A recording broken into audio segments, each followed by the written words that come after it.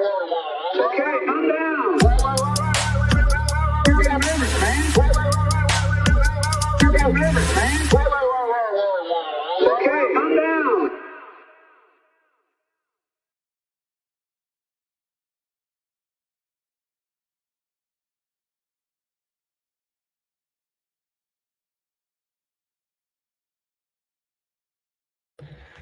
Katie, you are muted again. Why is this happening? This seems to be a recent development where when you're first brought on, you're automatically muted. That never used to be the case. Wow. Okay. Wow. StreamYard silencing me. StreamYard slash Mossad slash Zionist silencing me. No surprise there. So apologies for that. Welcome to the Katie Halper Show. Very special show, the last show of the year. And we have some great guests for you. And we're going to be talking about some really important topics. We're going to be talking about also a little intra right-wing war that a lot of people are paying attention to. And we're going to be talking about, of course, Zionism. And also, apologies, I was going to do an extra show, a Pakistan update show, but I was sick. I had an eye allergy, actually, and I couldn't really be on screen because of that. So we're going to be bringing you more extra streams. Just stand by for the announcements about those. And that's a good reminder that you definitely want to subscribe. If you haven't already subscribed, press subscribe and hit the bell. That way you won't miss any of the extra streams that we do. Also, please like the stream. That's a really easy way to support the show for free. It helps fight against the algorithmic suppression that we, of course, face. And please become Patreon supporters at patreon.com/The Katie Halper Show. Again, that's patreon.com/The Katie Halper Show. And to do that, you just go to that website, you sign up. If you sign up for $5 a month, you get extended interviews, bonus content, early release. It's really great. If you can't pull that off, but you still want to support the show, you can do that for $1 a month. So that's $12 a year. And you get to sleep well knowing that you are supporting the show. And we really literally could not do the show without you. We just wouldn't happen without that support. And what else do I want to make sure to tell you guys about? I think that's about it. Oh, please follow me on TikTok at KTHelps_. Again, that's KTHelps_. I'm going to try to do some original TikTok material, content, as the kids are calling it. So stand by there. It's interesting. All these different platforms have different aesthetics and types of things to do and like languages. Someone says, Katie, why are you rotated? I don't think I'm rotated. I think maybe that person means, why are you vertical instead of horizontal? Brad, you know what we may want to do? I did this last week. Do you think it's good to have in the description up top, like, this is the vertical stream, to access the horizontal one, go here, and vice versa? We can do that. And then in the meantime, anyone who's viewing it on their mobile device, next to the title, you should see, if it's the vertical orientation, you should see like a little smartphone icon. So that's another thing to look out for. But we'll add that to the description. Yeah, great. All right. And Andrew says he's on top of that. Okay, great. So we are going to bring on two wonderful guests on today's episode. The second guest is going to be Samuel Biagetti, who is the host of the Historian Explained podcast, which is a great podcast. He's also a historian. It would be weird if he wasn't. And we're going to be having a segment with just Sam. But before we do the Sam solo segment, we're going to have a Sam segment with our first guest. And our first guest is none other than the beloved, very popular, people always love when he comes on, Rabbi Yakov Shapiro, who has an extremely impressive and long resume. I will just say that he is the author of this great tome, The Empty Wagon, Zionism's Journey from Identity Crisis to Identity Theft. And that is a 1,381-page treatise on the difference between Judaism and Zionism. And we're actually going to be discussing that very topic today.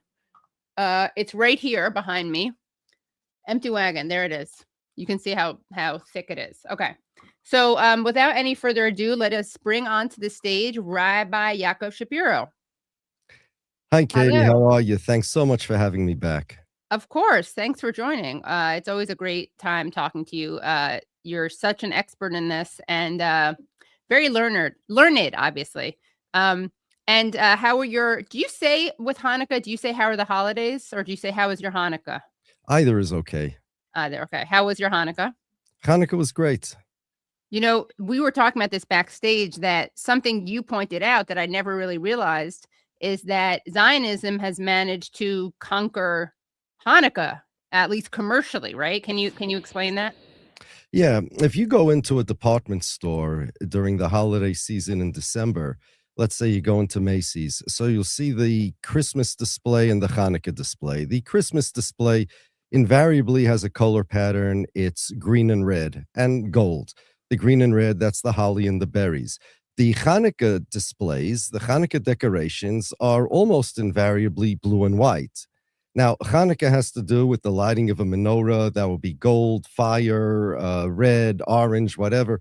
What does blue and white have to do with Hanukkah? The answer is nothing. Blue and white was designed to be the Hanukkah decorations because they are the colors of the Israeli flag. That's it, no more, no less. And Hanukkah is a holiday that the Zionists hijacked, and they like it better than all the other holidays for two reasons. The first reason is that Hanukkah is the only major Jewish holiday that's not in the Bible. We're talking about celebratory holidays, as opposed to the day, let's say, the temple was destroyed, the second temple. It's not in the Bible. Purim is in the Bible. Passover is in the Bible. Sukkot is in the Bible. Rosh Hashanah and Yom Kippur are in the Bible. And we have a tradition as to what the holiday means. We know that they had one flask of oil which lasted 8 days. That's why we have 8 days of Hanukkah. The Zionists changed that because aside from the oil, there was also a war that the Jews fought, but it really wasn't a war. The Syrian Greeks had taken over the land, and they made decrees against the Jews that they can't be religious. Now, here's the rule. Jews would not take up arms against their oppressors if their oppression is just physical and material oppression. We would try to make peace, negotiate. That's one of the things that the Zionists hated about the Jews. They wanted to be tough men. The only time Jews would take up arms against their enemies is when God is attacked. It's not really the Jews. Not one Jew was in danger because of these decrees. All he had to do is give up his religion and he would be safe. The threat to kill Jews that remains Jewish was a deterrent. They didn't want the Jews killed. They wanted the Jews to give up the Judaism. So they decided to martyr themselves. The Jews, who didn't really have a decent army to speak of, they took up arms against the Syrian Greeks with having in mind to die rather than give up their religion. But God made a miracle, and rather than die, they won the war. And after they won the war, they had conquered back the temple. Then they went into the temple, and they only found one flask of oil because of the vandalism that the Greeks did there, and that oil lasted 8 days. But the Talmud says that the holiday has nothing to do with the victory in the war. There are many reasons given for that. One of the reasons is that, well, we weren't interested in winning the war. They wanted a martyr. They wanted to die. They were giving their lives. But there are various reasons. But for whatever reason, the holiday of Hanukkah, according to the Talmud, is only because of the flask. The Zionists flip this on its head. Not only do they emphasize the the victory in the war, they don't believe that it was many fell at the hands of the few, as we say in our prayers, the strong fell at the hands of the weak.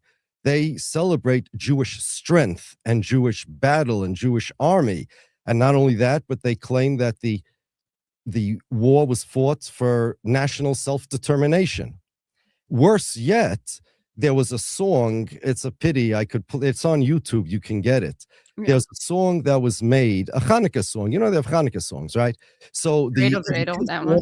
Hanukkah. Well, that's some. Now, the education officer in the IDF once he composed a Hanukkah song. And the chorus, the first two lines go, Nes lo kara lanu pach shemen lo matzanu. There was no miracle of the oil. No, we did not find any flask of oil. The whole thing was our strength and our power of the Jews who went and beat their enemies. And they said that the entire Hanukkah story, as it is celebrated, is a myth that the rabbis made, and they actually go around singing this. How can I find the song? Is there a way I can search for it, or like what would I Google? Well, if you have a Hebrew keyboard, you would Google. Just disconnected it. Oh, I could bring it up for you if you want. Okay, sure. While we're talking, I could send you a link. Let me just open YouTube over here. Right. And by the way, this is a good moment to like the stream if you haven't already liked it. Give it a thumbs up. We're getting a lot of nice comments. Thank you guys for your support. Let's see, Sparky, love you, Katie. Keep on trucking. Thank you. I will. Super sticker from Elliot ZP. And with gratitude from Yabbits. So thank you guys so much for this. And people are saying, okay, great. Katie, I have your link. I'm going to put it Great. in the chat. Is that okay? Yeah, perfect. The private chat? I don't know. It's on the side of your... Yes. There it is. Okay, the great. reason why it's such a long URL because it's in Hebrew and the English. So you click on that, you'll get the song. Okay, great. Brad, you got it, right? And while Brad draws that up, so can you just remind people what we're about to see? This is a Hanukkah song composed by the education officer of the IDF. This is in the olden days. And it says it's that one right there, the middle one. The middle one. It's called Anu Notin Lapidim. We carry torches. Keep going if you want.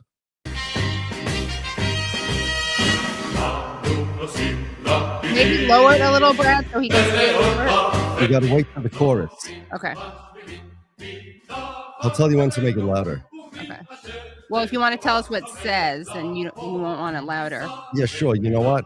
Hold on. Give me a moment. It'll get there in a second. Okay.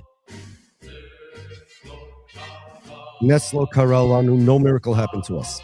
Pach Shemen Lo Matzanu, we never found a flask of oil. We went down into the valley. We went up to the mountain. We revealed light, whatever, and then there was light. They take biblical verses and they corrupt them. This is Zionism. That's the difference between Zionism and Judaism. Right. Well, it's fascinating that you said that because we heard enough, right? Mm-hmm. Yeah. All right. Because you can get the lyrics. I can send you the lyrics. Okay. Sure. Yeah. The difference between Zionism and Judaism, more and more people, including Jews, although not religious Jews, obviously. Well, actually, no, that's not true. Religious Zionists, Jewish Zionists will argue that Zionism and Judaism are connected. Anti-Zionists who are secular will argue that religious Judaism and Zionism are connected. Really? Oh, I've heard. Yeah, have you not heard this argument? Okay, there are anti-Semites who argue that Judaism and Zionism is connected, obviously. Yes. But there are anti-Zionist Jews who say, I studied this, that, the other in Hebrew school. I've read this, that, the other, or the chosen people narrative, right? You hear that quite a bit. So I wanted you to respond to that. Also, talk about what the Talmud actually is. And then we're going to get into a discussion that's more focused on the Talmud during the second half. We're going to be watching a Candace Owens clip, and we're going to be bringing on Sam Biagetti. But just for dividing up the discussion, I think in a logical way, if you could talk about what the Talmud is, and if you could explain the religious Jewish opposition to Zionism, such that it exists. Okay, so first, the idea that the way you describe the religious Jews saying that Judaism has to do with Zionism, it sounds like they were taught that in their Jewish day schools. Right. And I'm talking about religious people who are both religious and Zionist. Yeah. Right. Yeah. So they were taught that in their schools. We need to understand that it's not only Judaism. Christianity has the same divide. You have the evangelicals who are very Zionist. And if you were to go to the Pope or the Catholic Church and say, well, how do you explain the Zionism and Christianity? They would tell you, excuse me, that's Protestants. Those are Protestants. Those are evangelicals. Those dispensationalists. We're Catholic. We don't believe in that. We don't even think that they're full-fledged Catholics. Protestantism violates Christianity. We don't even believe. It's like almost two different religions. The Jews have the same thing. That and the distance, though, between Jewish anti-Zionists versus the Jewish Zionists is greater than the distance between the Catholic Church and the evangelicals. We believe that Zionism is simple idol worship or heresy. Technically, they're two separate things, and it's both, if you really want to know. The Jewish opposition, and of course, it depends all on your interpretation. It used to be back in the olden days, in the days of Jesus, Christianity was an interpretation of Judaism. And there are Christians that'll tell you the same thing, that Jesus is in the Jewish Bible. And if I don't believe in Jesus, I'm not a good Jew, right? By the same token, there are Zionists that'll tell you, if I don't believe in Zionism, I'm not a good Jew. And all I need to establish over here, I don't need to go into the nitty gritty regarding the interpretation of the verses and the religion. All we need to establish here is that we could all agree that they're two different religions. Just because there are many Jews who are Zionists, they doesn't mean that that's Judaism, in the same way that just because there are many Christians who are Zionists doesn't mean that that's Christianity. I'm not saying who's right in terms of Christianity. I don't know much about Christianity. But I do know that there are two different religions for all practical purposes. Right. That's interesting. That's all we need to know here is that I don't think your viewers are interested in a scholarly debate regarding the interpretation of the Talmud regarding Zionism, but we do want to know that there are two different religions. It's very simple. Now, the reason for the opposition to Zionism, well, it's many. First, Zionism at its core is a redefining of what a Jew is. Before Zionism, and Bolshevism also did kind of almost the same thing. Before Zionism, everybody agreed Judaism was a religion. Even the break-off sects, there's Reform Judaism that's far from orthodoxy, but they agree it's a religion. Just they have a different interpretation of the religion. Conservative Judaism, it's a religion, but this is their interpretation. Even Christianity, it's a religion, but this is their interpretation. Okay? Jews for Jesus, it's a religion. The olden days, the Tzedukim, the Baisusim, all these break-off sects, Karoyim, everybody agreed. Came the Zionists and said, no, it's not a religion. Right. Judaism is a nationality. Judaism does not belong in the set of, let's say, Christianity, Islam, Hinduism, Judaism. It belongs in the set of Spain, Spanish, French, Russian Jews. Okay. Now, how they make it into a nationality, that's a problem, because there are two problems. Problem number one, Jews had no national characteristics. We had no common land, language, or culture, but that didn't deter the Zionists because they actually synthesized them. They created a language that's modern Hebrew, and they actually beat up Jews that were speaking Yiddish. The Ashkenazi Jews spoke Yiddish. There were Jews in Spain that spoke another language, Ladino. Right. Right. And the Arab Jews, I have friends in Brooklyn, Syrian Jews, they speak Arabic, or at least their grandparents did, the guys my age. But the Zionists created a national language for the Jewish people, because language is one of perhaps the most important binding factor of a people. So they created modern Hebrew. The Jews never had a flag. We had 12 tribes. Each tribe actually had a flag. It had a symbol. They had a culture, a lifestyle separate, but there was no flag that united the Jews. We had no flag. The Zionists invented a flag for the Jews. We had no national anthem. We had no culture. We still don't. The Jewish Ashkenazi culture, or like where you live, the Upper West Side or Upper East Side, secular Jewish culture is a animal within itself, you know. Compared to the Yemenite Jewish culture, it's like there's nothing in common. The Zionists created what they want, a Jewish culture. Israeli culture is Jewish culture. Israeli music is sold in stores under Jewish music. Okay, Jewish food, hummus became Jewish food. Don't ask me why, how. Whatever is Middle Eastern, they created Middle Eastern names, and they wanted to change the entire Jewish religion into a people, meaning a nationality. Jabotinsky, one of the founding fathers of Zionism, who's more fascist-leaning Zionism, is the dominant one in Israel today. Netanyahu considers himself a student of Jabotinsky. Netanyahu's father was an actual very close student of Jabotinsky, an editor of his magazine. Jabotinsky believed the Jews are a race. Other Zionists did too. And anti-Semites believe this too, right? Yes, the Zionists and the anti-Semites love each other because put it this way, you don't see anti-Semites running around saying, look what Yaakov Shapiro says, Jews are a religion, see how bad the Jews are. You don't see that. You don't see the anti-Semites running around showcasing the anti-Zionist Jews and saying, look what the Jews are doing. Instead, you see them showcasing the idea that the Jews are a people, that the Zionists, that the Jews own Israel, that the Jews are, in fact, Adolf Hitler actually said this. Mein Kampf, chapter 2. This is where they got it from. And I'll explain a lot of the anti-Semitism that you see today in reaction to Israel is actually old Nazi propaganda. So Adolf Hitler in Mein Kampf, chapter 2, it's called something like My Life and Studies in Vienna. There he says like this, that the greatest lie that these Jews have is they say that they're just a religion. They're regular Germans, just of a different religion, which is the truth. I'm an American as much as anybody else. I just have a different religion. He said Hitler, that's a lie. They're really a completely different people.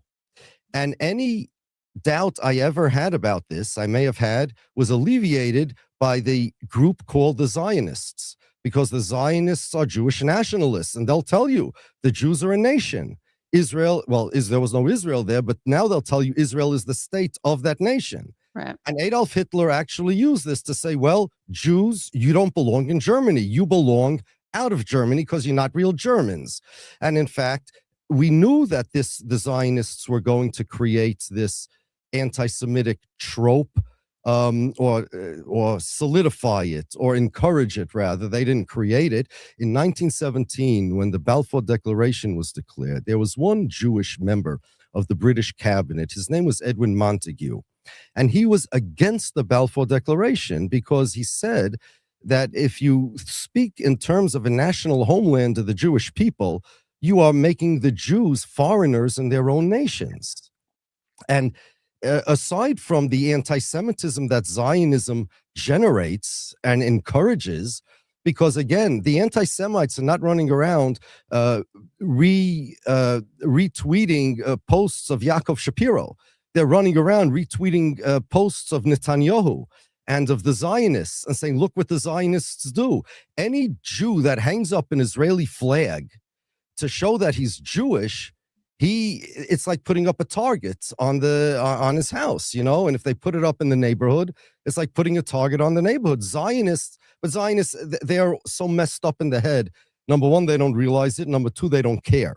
But the first thing is, or maybe they do realize it, right? Because you've pointed this out, that Zionism and Zionists require anti-Semitism. Yes. Now, one of the questions they asked the early Zionists was, well, what is a Jew if it's not a religion? Remember, there was no Israel then. So Theodor Herzl basically said, a Jew is anybody the anti-Semites hate. Right. Jean-Paul Sartre said that, but Herzl said it before Sartre did. And Zionists need anti-Semites in order to, first of all, find purpose in the world. And they need it really in order to define themselves, because you take a Jew, let's say a Jew lives in Manhattan, not religious, doesn't believe in the Jewish religion, but they are a Zionist. You ask them, what is a Jew? There really is no consistent answer. It can't be an ethnicity, because your ethnicity, Katie, and mine, and the Yemenite Jews, and the Ethiopian Jews, and the Syrian Jews are not the same. Right. It's ridiculous. And never mind converts like Ivanka Trump's ethnicity and a Yemenite Jew's ethnicity are not the same. There is no answer except that a Jew is somebody who the Torah requires to fulfill 613 commandments. And I do want to mention something now that's confusing to people. Many of your viewers are probably thinking, well, if Judaism is a religion, how could you have not religious Jews? So I'm going to answer that. Yeah. Judaism is different than many other religions, perhaps all religions. I'm not sure, but religions such as Christianity or Islam, according to those religions, there's one covenant that God expects the people of the earth to fulfill. According to Christianity, everyone should be a Christian, right? According to Islam, everyone should follow Muhammad. Now, I once mentioned this, and some Muslim wrote in the comments, well, you don't have to be a Muslim. God will judge you, whatever it is. But there's one covenant. There's one set of, there's one correct religion, put it that way. And Muhammad is the prophet, and Allah is God. In Judaism, that's not true. In Judaism, not everybody has to fulfill the same covenant. Right. When Noah came out of the ark, God gave him a covenant, our tradition says, that had 7 commandments. You can't kill, you can't steal, you have to be a law-abiding citizen. It doesn't have to be Jewish law. You can't tear limbs off live animals and eat them. 7 basic civilizational laws, but they're laws given by God. About 800 years later, at Mount Sinai, Moses and the people that he led out of Egypt were given a different covenant. That's called the Torah. That had 613 commandments. All of humanity is obligated to fulfill the 7 Noahide laws. And if you want, you can convert and become one who are obligated to fulfill the 613. Other people are obligated to fulfill the 613. Those who are obligated to fulfill the 613 are called Jews, whether they are compliant or not. Right. It's the obligation that gives you the name Jew when used in that context. So other religions don't need a word to distinguish between which covenant you are obligated to fulfill. Jews do. If somebody says, I believe in the Torah, I believe in God, I believe in Judaism, how do I serve God? So I'll ask him, well, if you are, according to the Torah, a Noahide, you're obligated to fulfill these 7 commandments. If you are one of those people, a Jew, called a Jew, you're obligated to fulfill 613. It's very simple. Now, people can convert. So the Jews are not a people. We are united spiritually. There's all sorts of theology behind this. But in the simplest definition, a Jew is somebody who's obligated to fulfill the 613. So that's why in other religions, there is no word to describe the difference between covenant A and covenant B. Okay, I get it. Yeah. So a Muslim means somebody who follows Islam. If you're not religious, you're not a Muslim. If you don't follow Christianity, you're not a Christian. If you don't follow Judaism, that means you're a non-compliant Jew. If That's you're what I am. obligated to do, if you don't follow the Torah, the 613 commandments, and you're a Noahide, well, then you're could be a compliant Noahide because you're not Right. Jewish. Regarding Jews who are not religious, we actually have other words. There's other categories. We use tzaddik, rasha, a righteous person, a wicked person, a scholarly person, and the Muslims have a similar word. We have a word kofer, which means a denier, somebody who doesn't believe in the Torah. Oh, is that what I am? I don't know. You can tell me if you believe that God gave the Torah on Mount Sinai and you believe in the 13 fundamentals of Jewish belief. If not, then you are.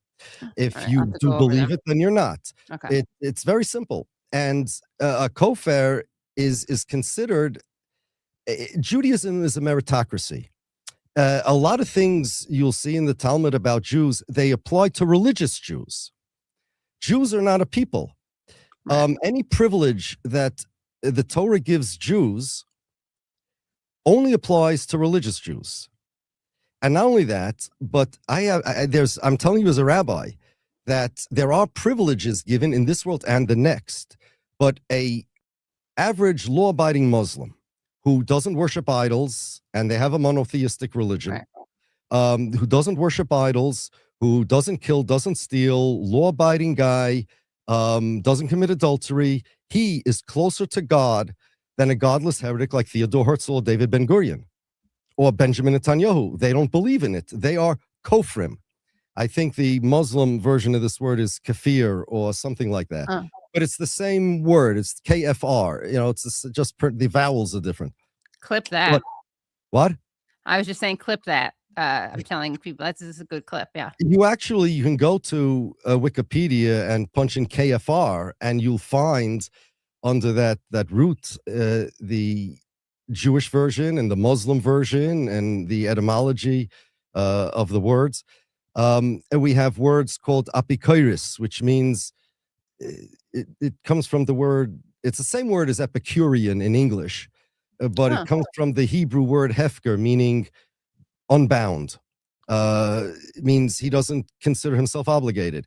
These are various different words for people that don't believe in the Torah. And although they still retain the obligations of Jews, you cannot give up your obligation, because just as in Christianity, you can't just give up you can't be saved unless you're a Christian, if you're a human being, right? And in Judaism, if you are obligated to fulfill the Jewish covenant, the Torah, nothing you can do is going to deobligate you. Okay. And therefore, you could be considered a Jew in bad standing, or I heard the Mormons have a word for a Mormon that doesn't fulfill their obligations. I forgot it offhand.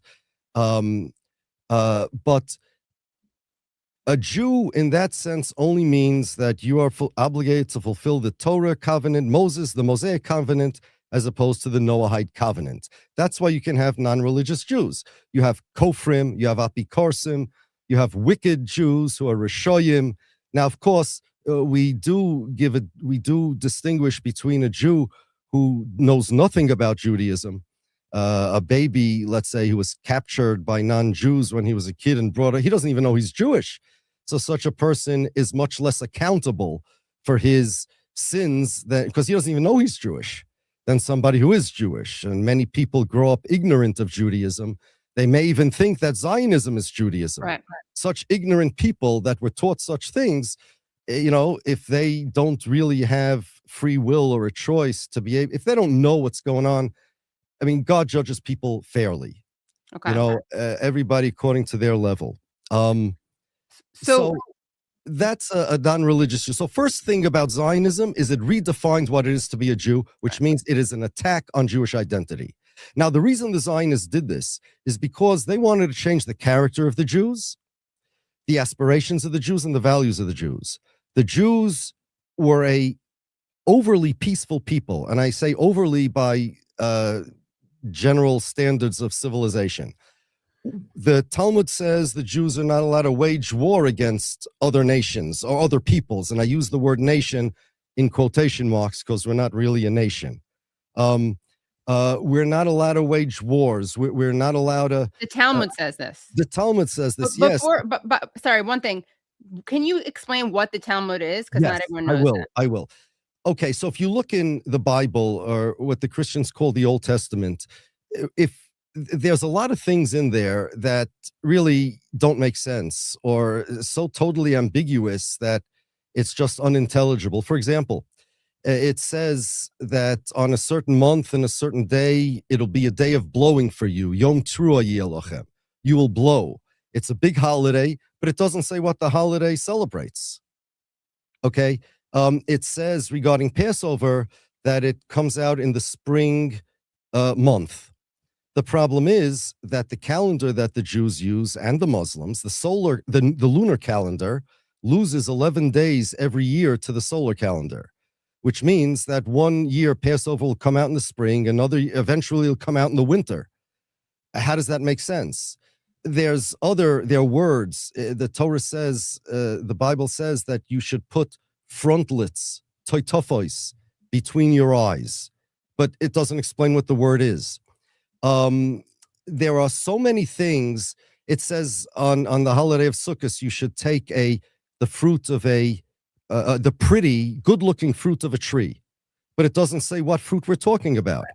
So clearly, God explains more to Moses than what is in the text. Moses was there for 40 days and 40 nights. He certainly asked God, hello, God, what does this mean? What does this day celebrate? Well, it celebrates Rosh Hashanah.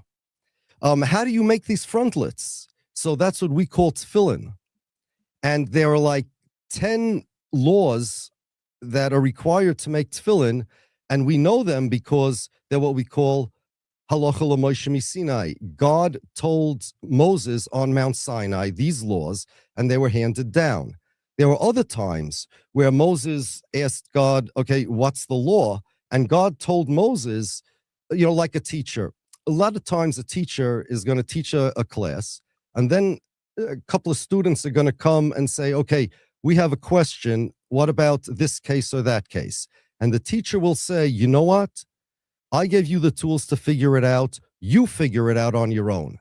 And a teacher, even if left to his own devices, would sometimes come out with a different conclusion. He will give the student credit if they came up with their own conclusion. So God gave Moses, also on Mount Sinai, methodology about how to interpret the Torah. There are various different ways that we have: juxtaposition of words, juxtaposition of verses, order of things. There are all sorts of different ways. Now, sometimes there are disagreements amongst the rabbis, which is fine, just like there are disagreements amongst doctors or lawyers. But over here, God said, I want you to follow the word of my law. And if the law is not clear here, I want you to follow the methodology. And whoever's better at it, and you can't have a vested interest. There are requirements for a person who's qualified.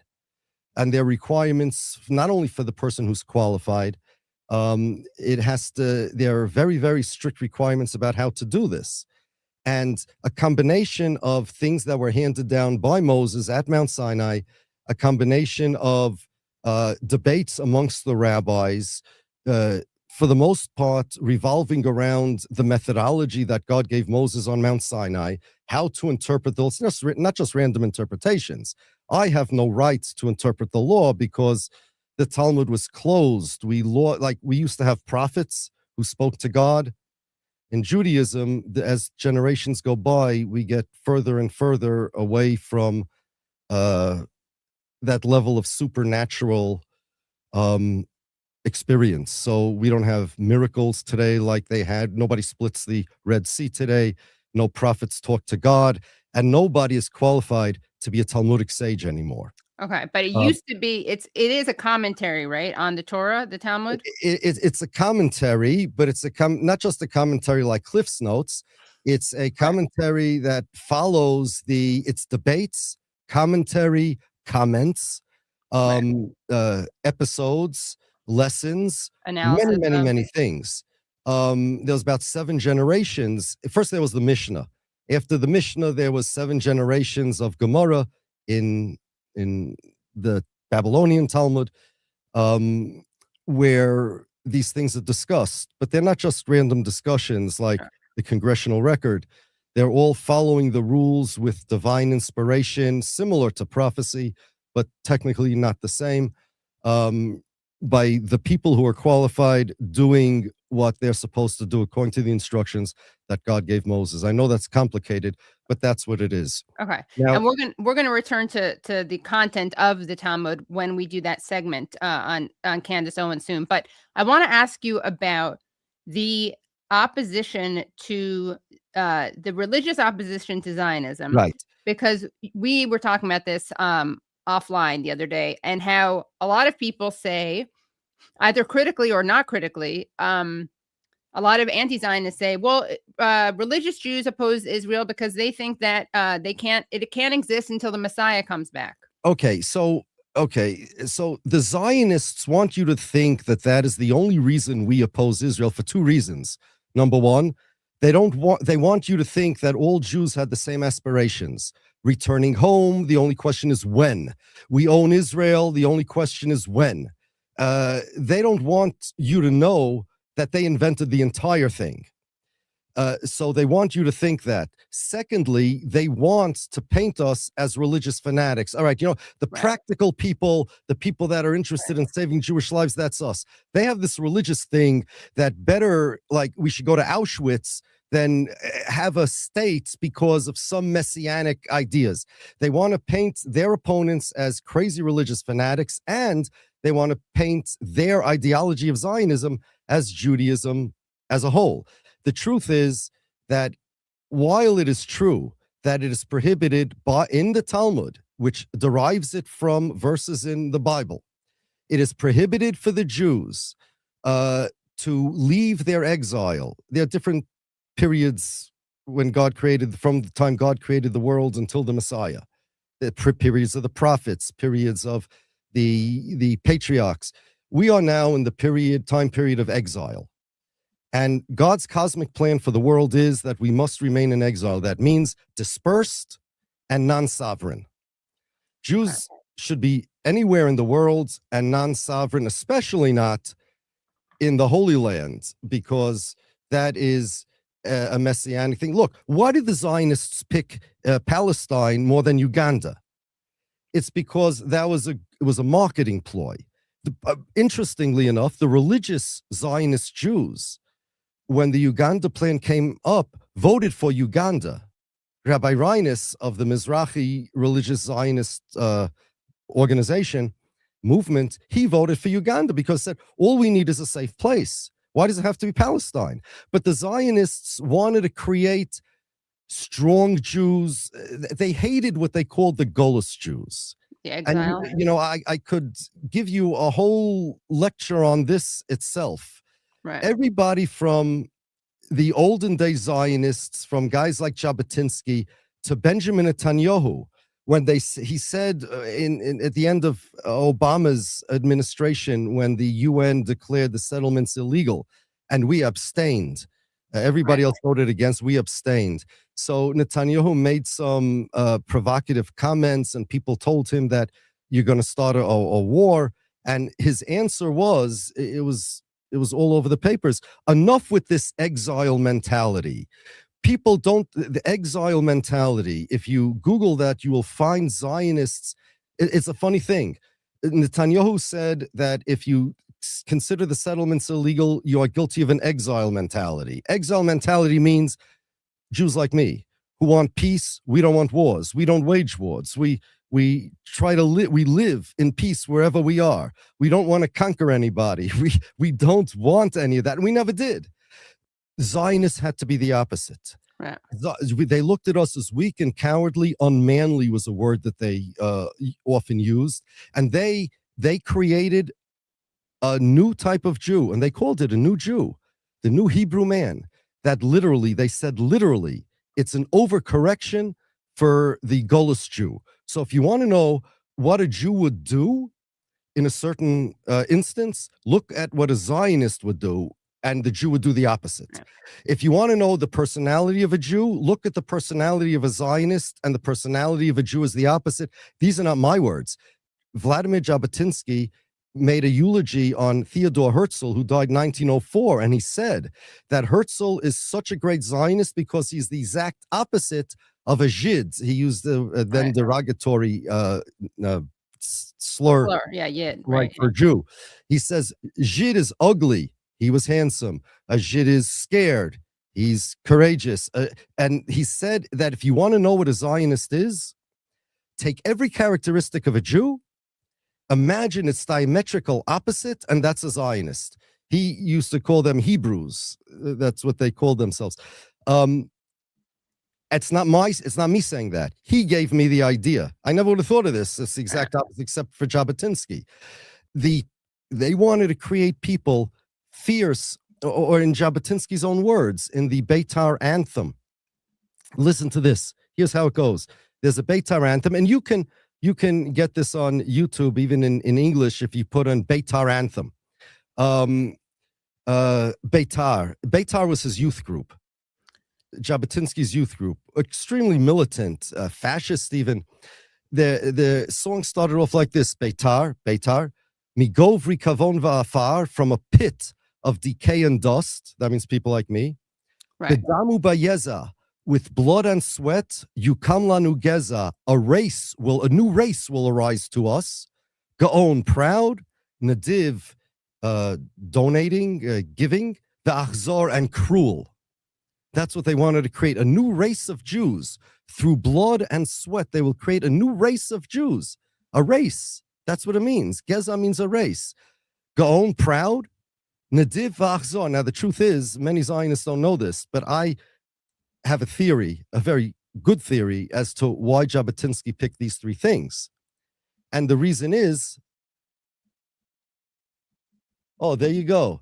That's the middle of the song. Oh, okay. Brad, I just sent you another link if you want to actually play it. This Okay. works too. Do you want? I was just showing the English translation as you were speaking, but I can play the actual song if you'd like. Sure, yeah. Okay. Because it'll be From the easier beginning. to This is the end concentrate. already. Yeah, yeah.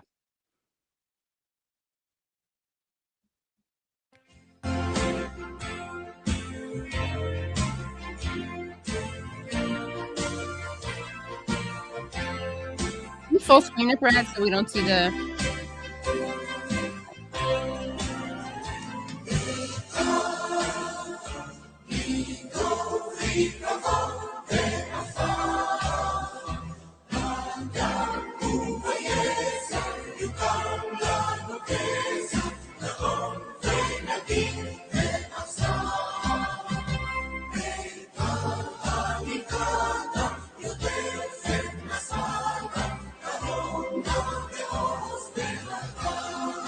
We'll spell check.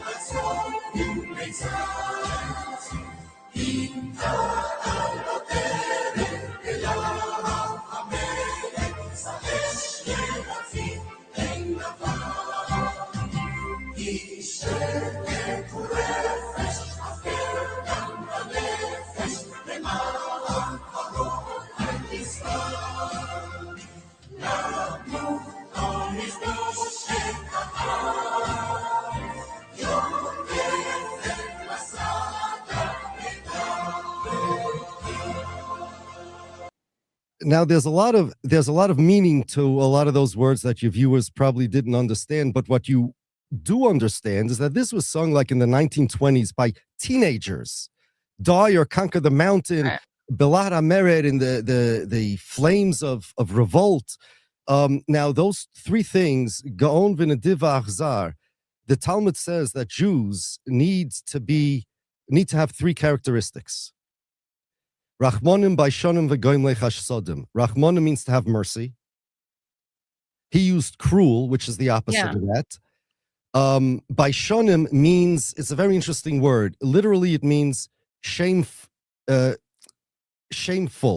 not shameful. In English, there's a word shameless. What is the opposite of shameless? So shameful would technically be the linguistic opposite, but it's not really. Baishonim is the opposite of shameful. Okay? That's what it means. That type of bashful maybe, but it's the opposite of shameless. Okay? Merciful, the opposite of shameless, and goim lechasodim, and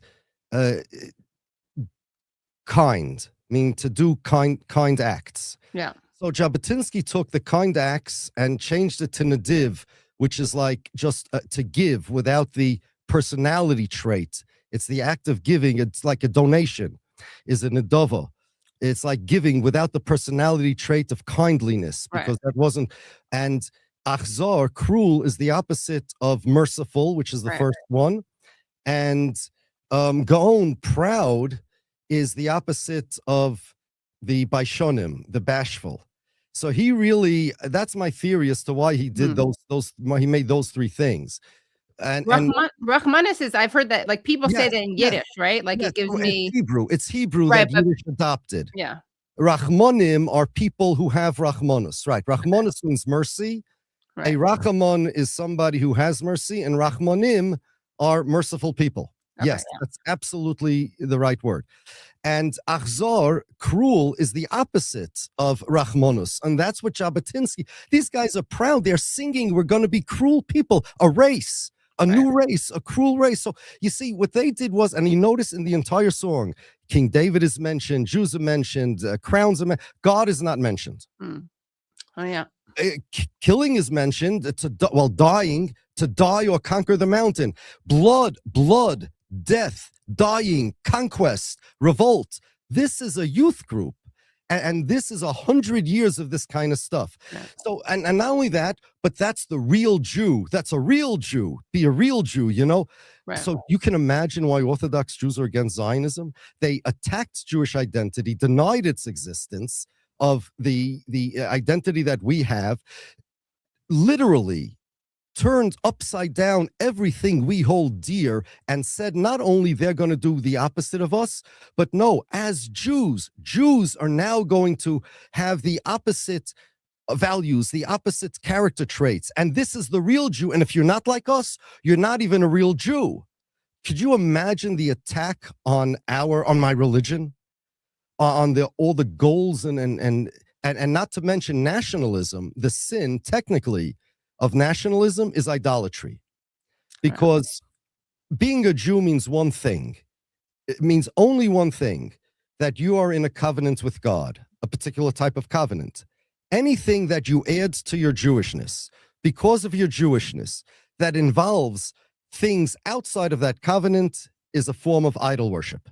Because being a Jew is worship, and anything outside of God and his covenant is like an idol.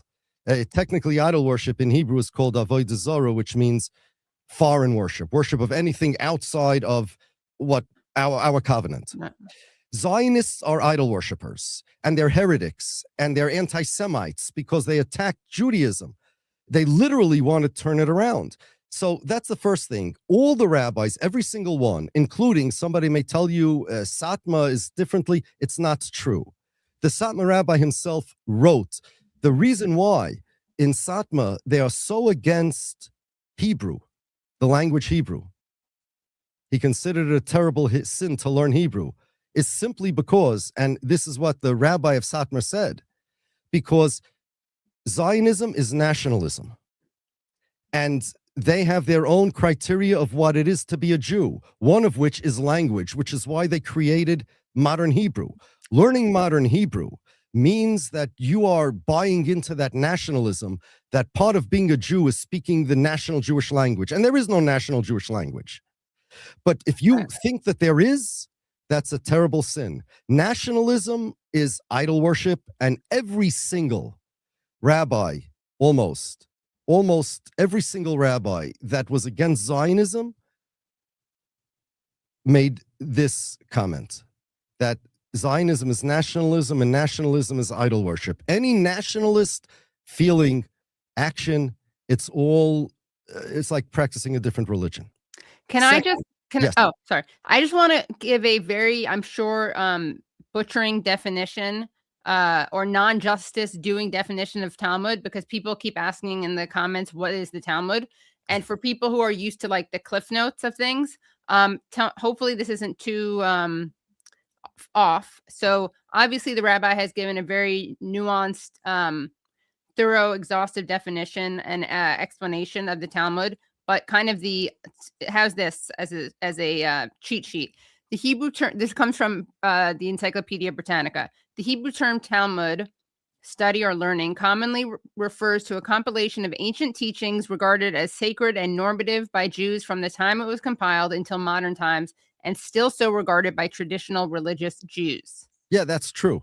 Okay, in its broadest sense, the Talmud is it's sacred. It doesn't explain what right. it is. No, this is just so for people to have like a little understanding. And then in its broadest sense, the Talmud is a set of books consisting of the Mishnah, which means repeated study, the Gemara, which means completion, and certain auxiliary materials.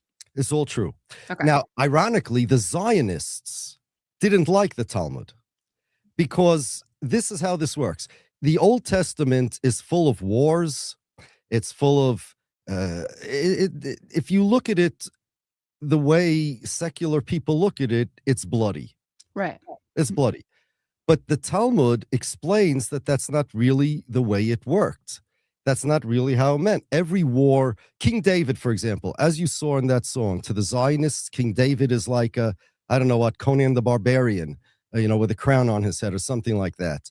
To us, we look at him like a old scholarly rabbi with no muscles, like David and Goliath, that type of thing. And all the wars that the Jews won were miraculous because in those days, if the Jews deserved it, they merited it, they won. If not, not. And everything was done through prophecy and everything was done miraculously, like the description of Hanukkah that I told you.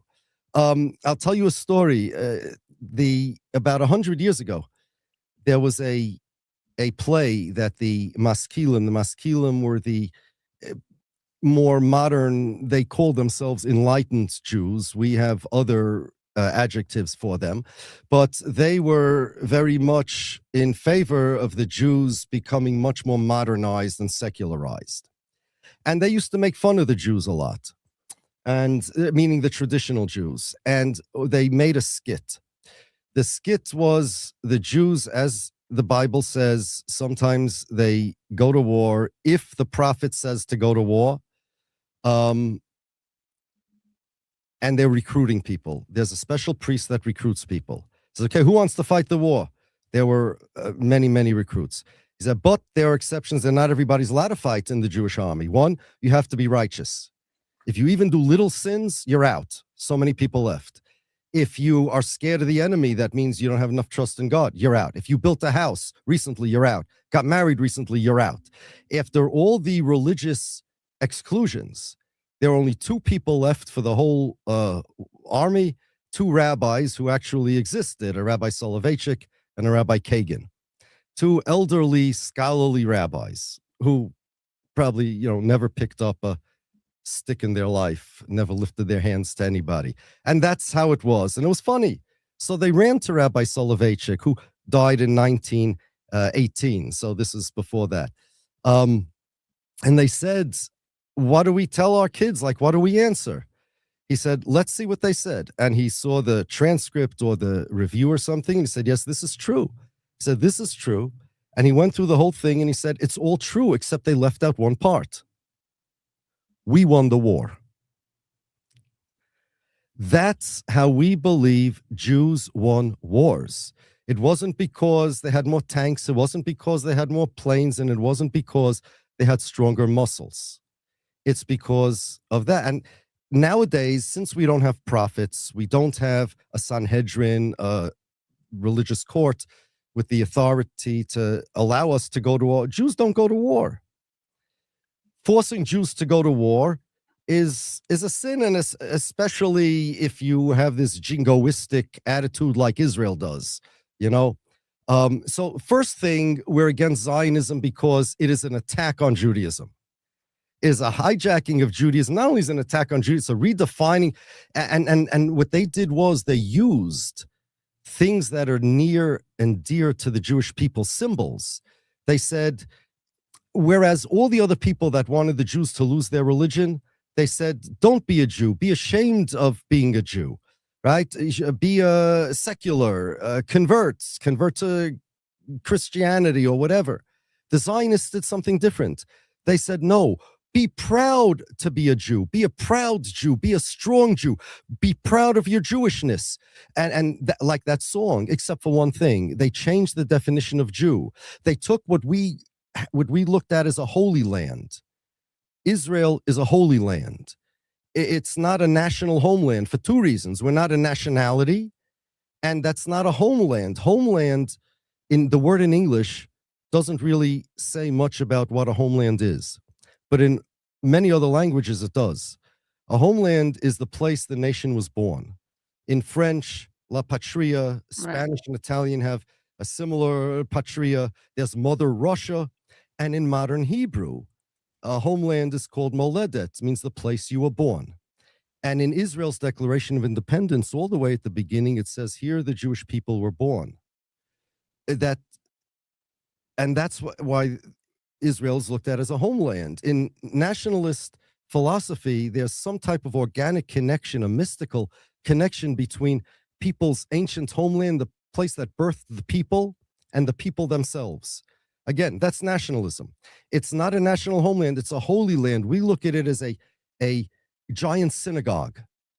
It's a place where Jews always went in order to serve God better. And if you enter the Holy Land, you need to be more holy than you are in Paris or in New York.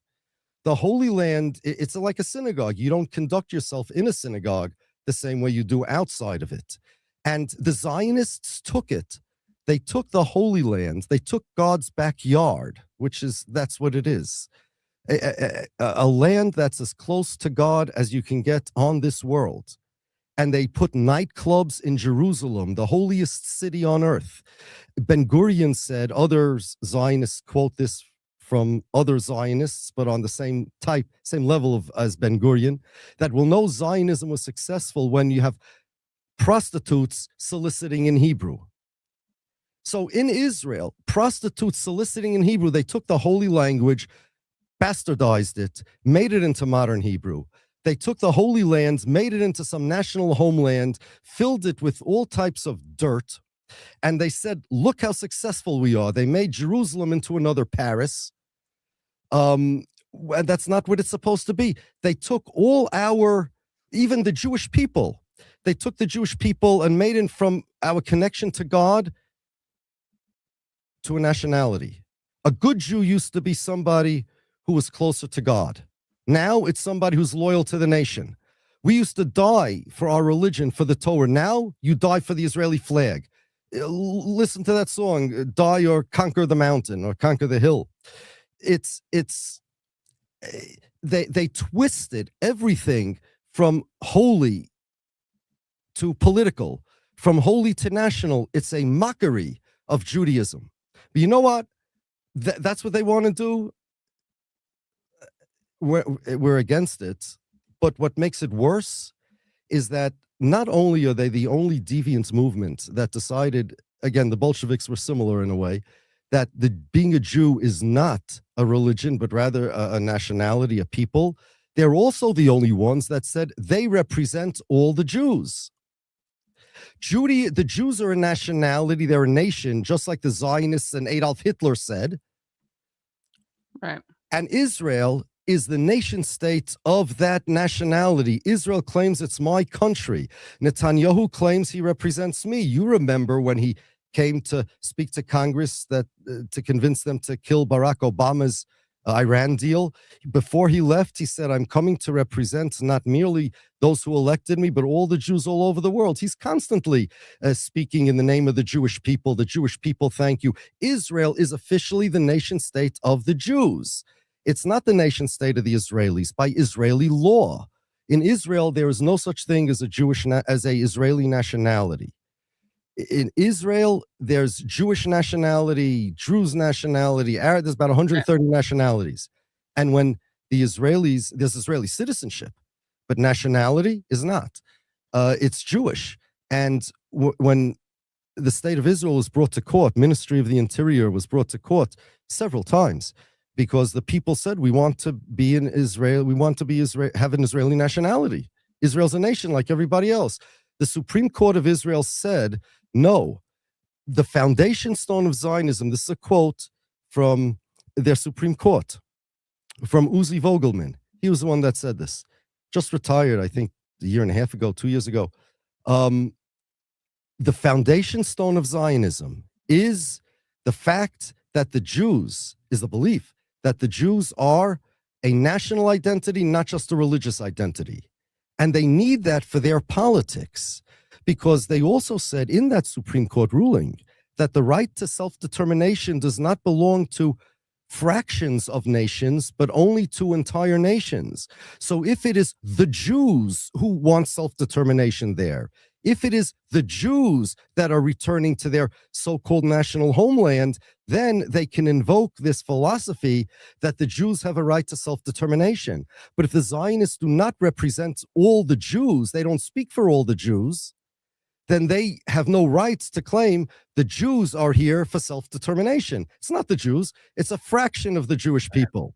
You see? Well, yeah, Rabbi, I want to bring Sam Biagetti into the conversation because I want both of you in conversation about the Talmud from very different perspectives.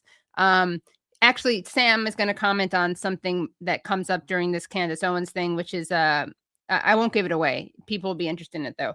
So I'm going to bring Sam on. We'll continue talking about this stuff.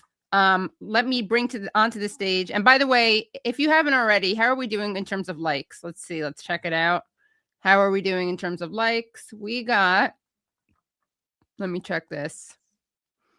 Guys, not even like barely a little over half have liked. If you haven't already liked, please give a thumbs up. It's a free way to support the show. Give it a thumbs up.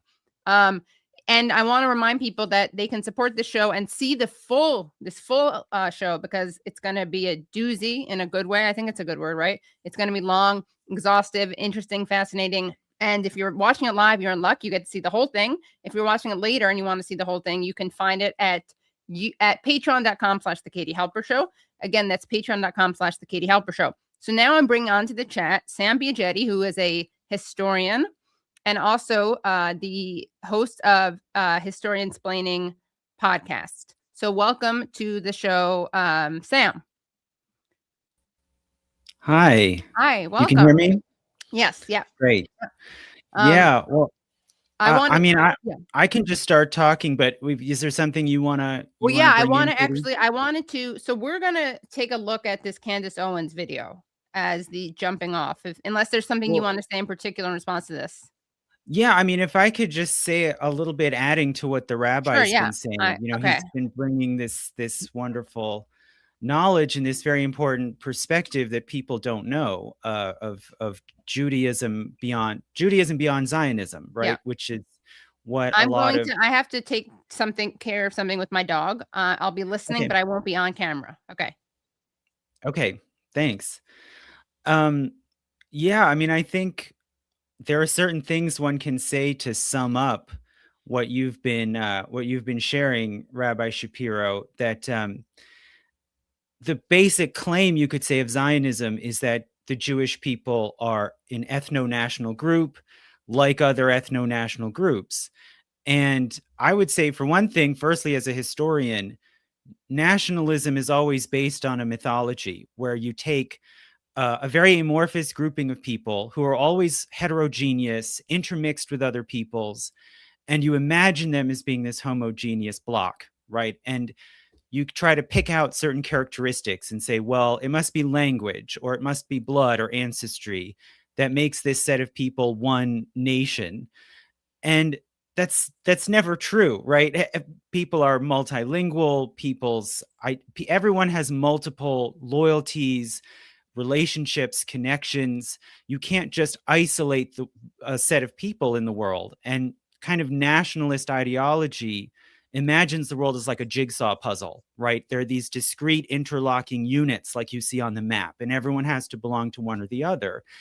And one of the reasons why that never makes sense is because there are so many overlapping and interlocking communities of language, of religious belief, of tradition, of political interests and loyalties. And the Jews are a foremost example of that. Jews live in countries all around the world, speak different languages, have different citizenships, nationalities. And when you try to say that the Jews are a nation, it's an extreme case of trying to fit a square peg into a round hole, right? And in order to do that, as you've been showing, you have to suppress the older traditional sense of the Jewish people as united by the Torah, the covenant, and this shared commitment, right? Berit, the covenant, that is what unites the Jewish people, which you could roughly say is a religious definition, right? Although that too is that's a complicated term too. But I think Michael Walzer, I remember, summed this up as well. by saying that what the Zionists, the early Zionists, wanted to do was negate the adjustments that the Jewish people had made to living in exile, right? Which is sort of the condition Jewish people have been in, right? And live in different countries and participate in the lives of different countries. Yeah, do you want to jump in Yeah, there? it's true, but it's much more than that. Even when the Jews lived in, first of all, the Jews didn't always all live in the same place, even during the Second Commonwealth. But it's more than that. Even when the Jews were in the Second Commonwealth, we still defined ourselves by the Torah. It still wasn't a nationality. It was still a religion, following the national or the civilizational rules of whatever the Torah said. It's not just a question of how to live.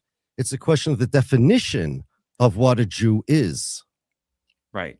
Absolutely. And as we mentioned earlier, before we started the stream, if you go to this fraught question of what is a Jewish person, what does it mean to be a Jew? In traditional Jewish law, going at least back to the Talmud and really already integrated in even before the Talmud was compiled, a person is a Jew if they are born of a Jewish mother or if they convert. Those are the two ways. And correct me if I'm wrong, you would know more, but I believe traditional Jewish law holds that either way is valid and there is no discrimination. If a person converts to Judaism under a halachic process, they are a Jew, just the same as if they were born Jewish. 1,000%. King David was a descendant of Ruth, the Moabite convert to Judaism. The prophet Obadiah was a convert. Some of our greatest sages were converts. A convert is more than welcome. He's a Jew, because a Jew means you're part of a covenant. If you volunteered to be part of that covenant, you're in. That's it. Yeah. And that fact in itself kind of blows up this whole underpinning of the Zionist ideology, which is that Jews are an ethno-racial group, right? Mhm. That's the assumption that the Zionist movement and many anti-Semites, certainly racial and biological anti-Semitism, they hold this in common. They think Jews are purely an ancestral group, that it's like a genetic condition, and people today sort of fetishize, like, oh, they're Jewish genes, and you can figure out from a genetic test. And I always say Jewishness is not a genetic condition. It's belonging to a group of people, and and the traditional definition is religious, right? It's commitment. I would say it's having a certain connection to God, not belonging to a group of people. There are many people, multiple people that have the same thing in common, but it's not a national thing. It's not a group of people. It's not a group of people related to each other, except through the fact that they have the same God. Right. They That have is what the covenant. constitutes. That's it. Although I got to tell you, according to Israeli law, although that is what Zionism believes, Zionism contradicts itself many times, and this is one of them. According to Israeli law, a Jew who they consider a Jew who's born Jewish, this ethno-national group, is entitled to the law of return, right? You don't have to be religious. You can be an atheist. However, if you were born Jewish, they had a Supreme Court case that ruled this way, and you grow up and you decide, Jesus is the Messiah, Muhammad is the prophet, you believe in another religion, according to Israeli law, you are not Jewish and you're not entitled to the law of return. If you believe in no God, then you're Jewish. If you believe God's a Trinity, no. If you believe, I'm serious, there was a guy, Brother Daniel, Oswald Refusion, a Polish guy. He, in World War II, he ended up he became a Carmelite monk. He became a Christian. And he helped Jews escape the Nazis because of his position as a Christian. And then after Israel was established, he wanted to come to Israel through the law of return. And they had a Supreme Court case and they ruled he's not Jewish. Christian can't be Jewish. An atheist could be Jewish, but not a Christian. It didn't make any sense, and it wasn't unanimous, which just goes to show you that Zionism really does not have an intellectually coherent definition of a Jew. It's not a question of right or wrong. Of course, it's wrong, but it's not. It's self-contradictory. And it's religious when it suits it, right? And it's secular when it suits it. 100%. They invoke religion, usually evangelical Christianity. I'm not exaggerating when Netanyahu speaks about biblical exegesis. Usually, he's going to be speaking about evangelical Christian version of the Bible, not the Jewish one. I can give you examples. He once, when he, a number of years ago, I think 10, 15 years ago, he went to visit the Auschwitz death camp. And he said over there that, in his speech, that there's a prophecy in the book of Ezekiel, chapter 37, I believe, about dry bones coming out of the ground and growing flesh. And he said the interpretation of that prophecy is that the Jews were in the Holocaust, they were like dead, buried bones, and now Israel is here, and they're flourishing, and now they grew flesh, and now they're alive again. There is no Jewish commentary anywhere that has anything close to such an interpretation of that prophecy. However, the evangelical Christians, John Hagee, in fact, 150 years ago, the evangelicals used this prophecy of Yecheskel to predict, to say that the Jews need a state, and then they will grow flesh again. It's religion, yes, but it's not even Judaism. Yeah. Well, and it's sort of predicated on this weird, it's very contradictory, and it's predicated on adopting outsiders' definition of what Jews are and what Judaism is, and somehow trying to graft that into Judaism when they're really incompatible. And I think that, as we said, there's this common ground right from the beginning between Zionists and anti-Semites, right? That traditional Jewish life is weak, Jewish men are effeminate, and also that a Jew cannot really be a member of any other nation, right? And so if a Jew claims, even if he or she serves in the armed services, in the army of France or Austria, they're faking it. They're not really loyal to that country. Dual loyalty trope, right? Well, and I would say it even goes beyond dual loyalty. It's like fake loyalty, right? The Jew is singular a loyalty, deceiver. but deceiver, yeah, yeah. And the Zionists said, we're going to change that. And they they overcorrected for that supposed problem that the Jews had. And that's why the Zionists are what they are today. They are literally an overcorrection for what they call the exile Jew. But also in terms of the religious stuff, there also is, like, within Israel, right? There are religious, I mean, they like, things are closed on Fridays and Saturdays, right? Yes. So Yes, it's interesting because there have been articles by Zionists that have said you don't have to be religious to not work on Saturday. It's the Jewish heritage. It has nothing to do with religion. There was an actual fight between early Zionists regarding whether it makes any sense to believe in not working on Saturday, or you should. Both sides believe that has nothing to do with religion. I mean, look what they did to Hanukkah. Hanukkah has nothing to do with religion. I mean, they made that song that all the religious interpretation of Hanukkah is just fiction.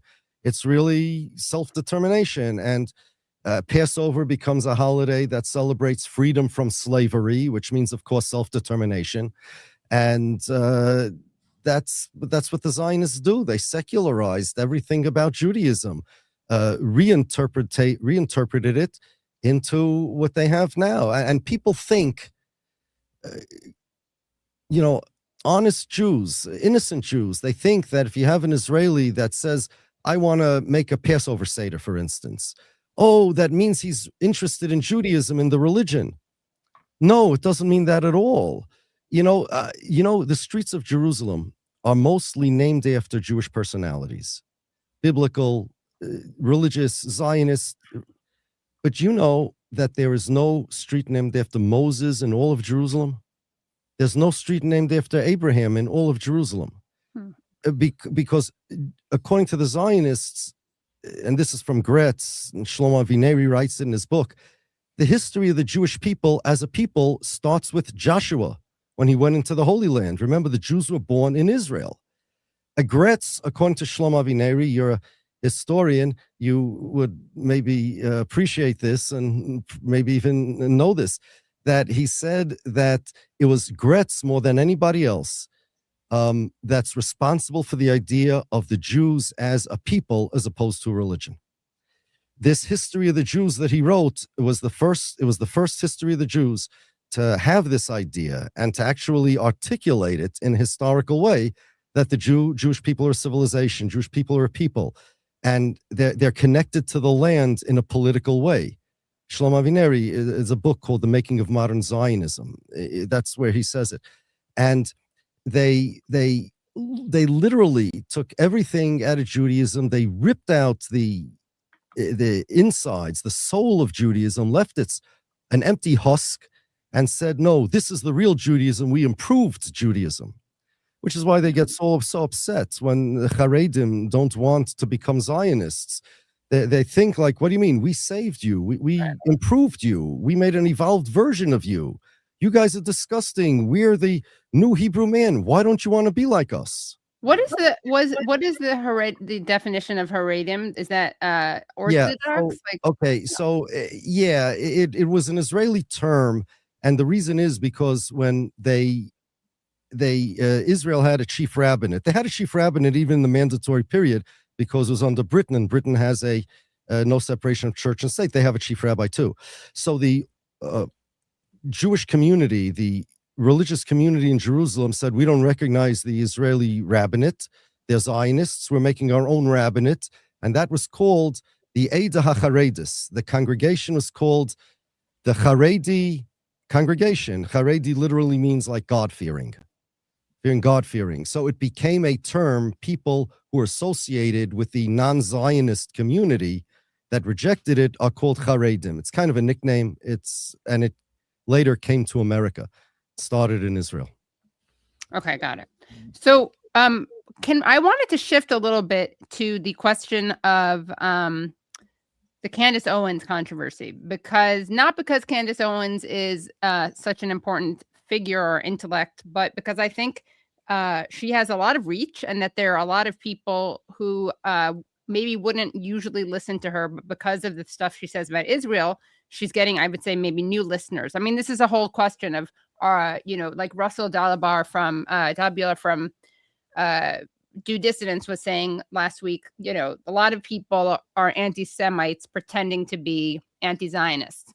I think that there are some people who are actual dupes and hear what someone like Candace is saying about Israel and think that maybe she's not an anti-Semite, she's just an anti-Zionist. And then there are some people who know very well that there's anti-Semitism in there. But I wanted to play this clip of Candace Owens talking about the Talmud. And then I wanted to play a clip of her talking about Jewish slave owners. So, Sam, you follow this more than the rabbi or I do. Tell us about this beef between Shapiro and Candace Owens about more or less Ben Shapiro, not the rabbi. Not Rabbi Shapiro, Ben Shapiro. Sorry about that. Yeah. Talk about idol worship. Okay. Well, it's a very complex saga, and I'll try to briefly just describe. Charlie Kirk was assassinated on September 10th this year, and it was a very shocking event. It was unanticipated, and a lot about it is suspicious. So there is a suspect who's been charged. Many people have many reasons why they are skeptical that he's the real culprit or that he acted alone. And among those reasons is the fact that Charlie Kirk's security team didn't do any of the standard things a security team should do. They didn't look around and check the roofs. They didn't put up a drone. They didn't, when he was shot, they didn't draw their weapons. They didn't give him first aid. They didn't have an ambulance ready, which is normal for a large event. There are all kinds of things that cast a lot of suspicion on people who were close around Charlie Kirk, and tend to suggest that somebody was complicit. Now, in addition to that, alongside that, there is circumstantial evidence which raises suspicions about Israel. Number one being that Charlie Kirk had been a supporter of Israel. He was completely disillusioned. And in the last days before he died, he told colleagues that he was leaving the pro-Israel cause. Those are his words. It's in writing. This is not alleged. This is a fact. And that is one of the reasons that people have started to, do online sleuthing, dig up facts, comb through videos and photographs. And certain facts have come to light that further cement these suspicions. I would say they tend to especially cement the idea that there were people in TPUSA who, not the whole organization, but somebody knew. And they were working with someone else. Was that Israel? I can't say, but certainly it looks suspicious based on the timing. Candace Owens has kind of emerged, or you could say put herself forward as kind of a conduit and a clearinghouse for all of this online amateur investigation, theorizing. And she has kind of put forward and put her stamp of approval on certain theories and not others, right? She's been somewhat discerning. And her podcast is fascinating to watch. I'm not going to say I endorse it or endorse everything she says, clearly. But she has brought forward facts that are pretty compelling. And she's very serious and methodical about it. Well, about some facts. I mean, she's serious and methodical in her analysis of certain things, right? Well, in her analysis of the events leading up to the assassination of Charlie Kirk, not other things, which is a really unfortunate disjuncture. Right. But she turned against Israel several years ago. She was ahead of Charlie Kirk in this. She had a very serious break. She has had Norman Finkelstein on her show twice, and hears him out about his explanation of the history of Israel's persecution of the Palestinians and especially of Gaza. And that's, I think that's wonderful to see. And I think that's a great direction for people all across the political spectrum, including on the right, to hear, an anti-Zionist and a factually accurate, right, critique of Israel. This has made her a villain. She's made a lot of enemies, obviously. And what this has revealed is a really active and dramatic split within the American conservative establishment. Zionism has, as Candace Owens has said, I think very aptly, Zionism has infiltrated the American conservative movement and American evangelicalism in largely the same way that it has infiltrated American Judaism. And it's very similar. And very much the institutional establishment expects complete loyalty to Israel. And so she's become a bad guy, and the fights have escalated. She was being called an anti-Semite a long time ago for various reasons. She did say that like Hitler's problem was that he was was when he went beyond nationalism, right? Yeah, when he wanted to get involved in other countries. Yeah. And I sort of wrote, that was years ago, and I sort of wrote that off as ignorance. Right. And she did, I think she did evolve some and acknowledge that, well, there are Jews on all sides here. There are Jews who don't support Israel. But that changed like a couple weeks ago when AmFest was held, which is TPUSA's big public event. And the feud became very obvious. You had the sort of Tucker Carlson, very anti-Israel, and Ben Shapiro, big defender of Israel, and kind of the figurehead of the kind of conservative, Republican, pro-Zionist establishment. And he went on the attack on Candace Owens. And Candace Owens responded in her podcast. And she basically, went off on a tirade on Ben Shapiro, which is her business. I don't care. That's fine. I don't mind one way or another. She also then started throwing out some very anti-Semitic notions, right. old fashioned, like vintage anti-Semitism about the Talmud, and about Jews being allegedly responsible for slavery in the slave trade. So these are very complicated subjects, but So I it's think kind of it's just kind of come back into fashion to either make up or pick out quotes out of the Talmud and use them to argue that Jews are liars and perfidious and that Jews hate non-Jews. right, Right? exactly. That's the notion that's been brought forward. Yes, and we're going to actually take a look at that. And one thing I just want to say is someone in the comments said, well, then how come Zionists weaponize the Talmud, suggesting that the Talmud is actually Zionist or Zionist friendly? And I'll let you answer that, Rabbi, but I just want to say one thing from my ignorant perspective, which is that you can look at any religious text and see that it's been weaponized by opposing sides. I mean, you have that with the Bible, the New Testament, as some would call it, the Bible, and slavery, for example. Just one example. But do you want to should we get into the actual video? Because I think that'll be a good opportunity for yeah, maybe if we can show the Candace Owens clip, maybe watch a minute of it. Yeah. So she's going to slam Ben Shapiro, and then it kind of goes even further off I the rails divide it from into there. 2 pieces so we can talk Talmud and then the slavery thing. Let's Okay, just great. show like a minute of Ben Shapiro in case anyone doesn't know who this guy is. The future of this country relies on truth.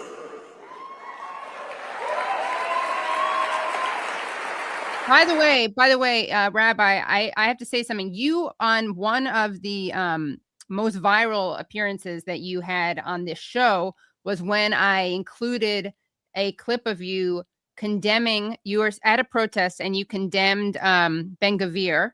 And you said, if you're going to say the things that you do, then eat some pork. Take your yarmulke off. And something I didn't realize, because Ben Shapiro, see, I think has some issues because he has black hair and he wears a black yarmulke. And I didn't realize he was wearing a yarmulke until kind of recently. And I think that maybe if he really is proud of being Jewish, I mean, for you, it's probably a good thing you don't want, and for us, we don't want him associated with Jews. It's a little late because that's kind of his brand, but he should be wearing like a navy or a red or other more colorful yarmulke. That's all I want to say. And you'll see now when you see him. I mean, I'm curious how many people could have seen the yarmulke, but let's just hear a little bit of what he had to say. This country relies on truth because victory, true, real, lasting victory, cannot be achieved without truth. Victory without truth is victory for a lie, and that is no victory at all. And unity without truth is no unity. It is merely solidarity in falsehood. You see, we live in a chaotic time, in a time when lots of people are asking lots of legitimate questions about the conservative movement. What ought we to think about the relationship between free markets and traditional virtue? All right. How should we craft a pragmatic foreign policy that spreads our interests and upholds our ideals? All right, so that now everyone knows who Ben Shapiro is, how you can barely see his yarmulke, and how annoying his voice is. Okay, so let's take a listen and view of this Candace Owens video. And by the way, Nate, can you look for the video of Candace Owens talking about Hitler? Because I want to make sure I'm not misrepresenting her and what she said. Because someone in the comments said you portrayed Candace's opinion about Hitler, which was only about nationalism and attention to America, as bad and as if she liked Hitler. So Nate, can you find that so we can assess her comments there? Okay. Okay, so let's watch this Candace Owens appearance on her own podcast where she's going to be talking about Ben Shapiro, who is a short king, by the way. I am done with it. This one is so fully off of the mother effing plantation. Truly, Ben Shapiro, fuck you and the midget horse that you rode in on. And I say that on behalf of the world.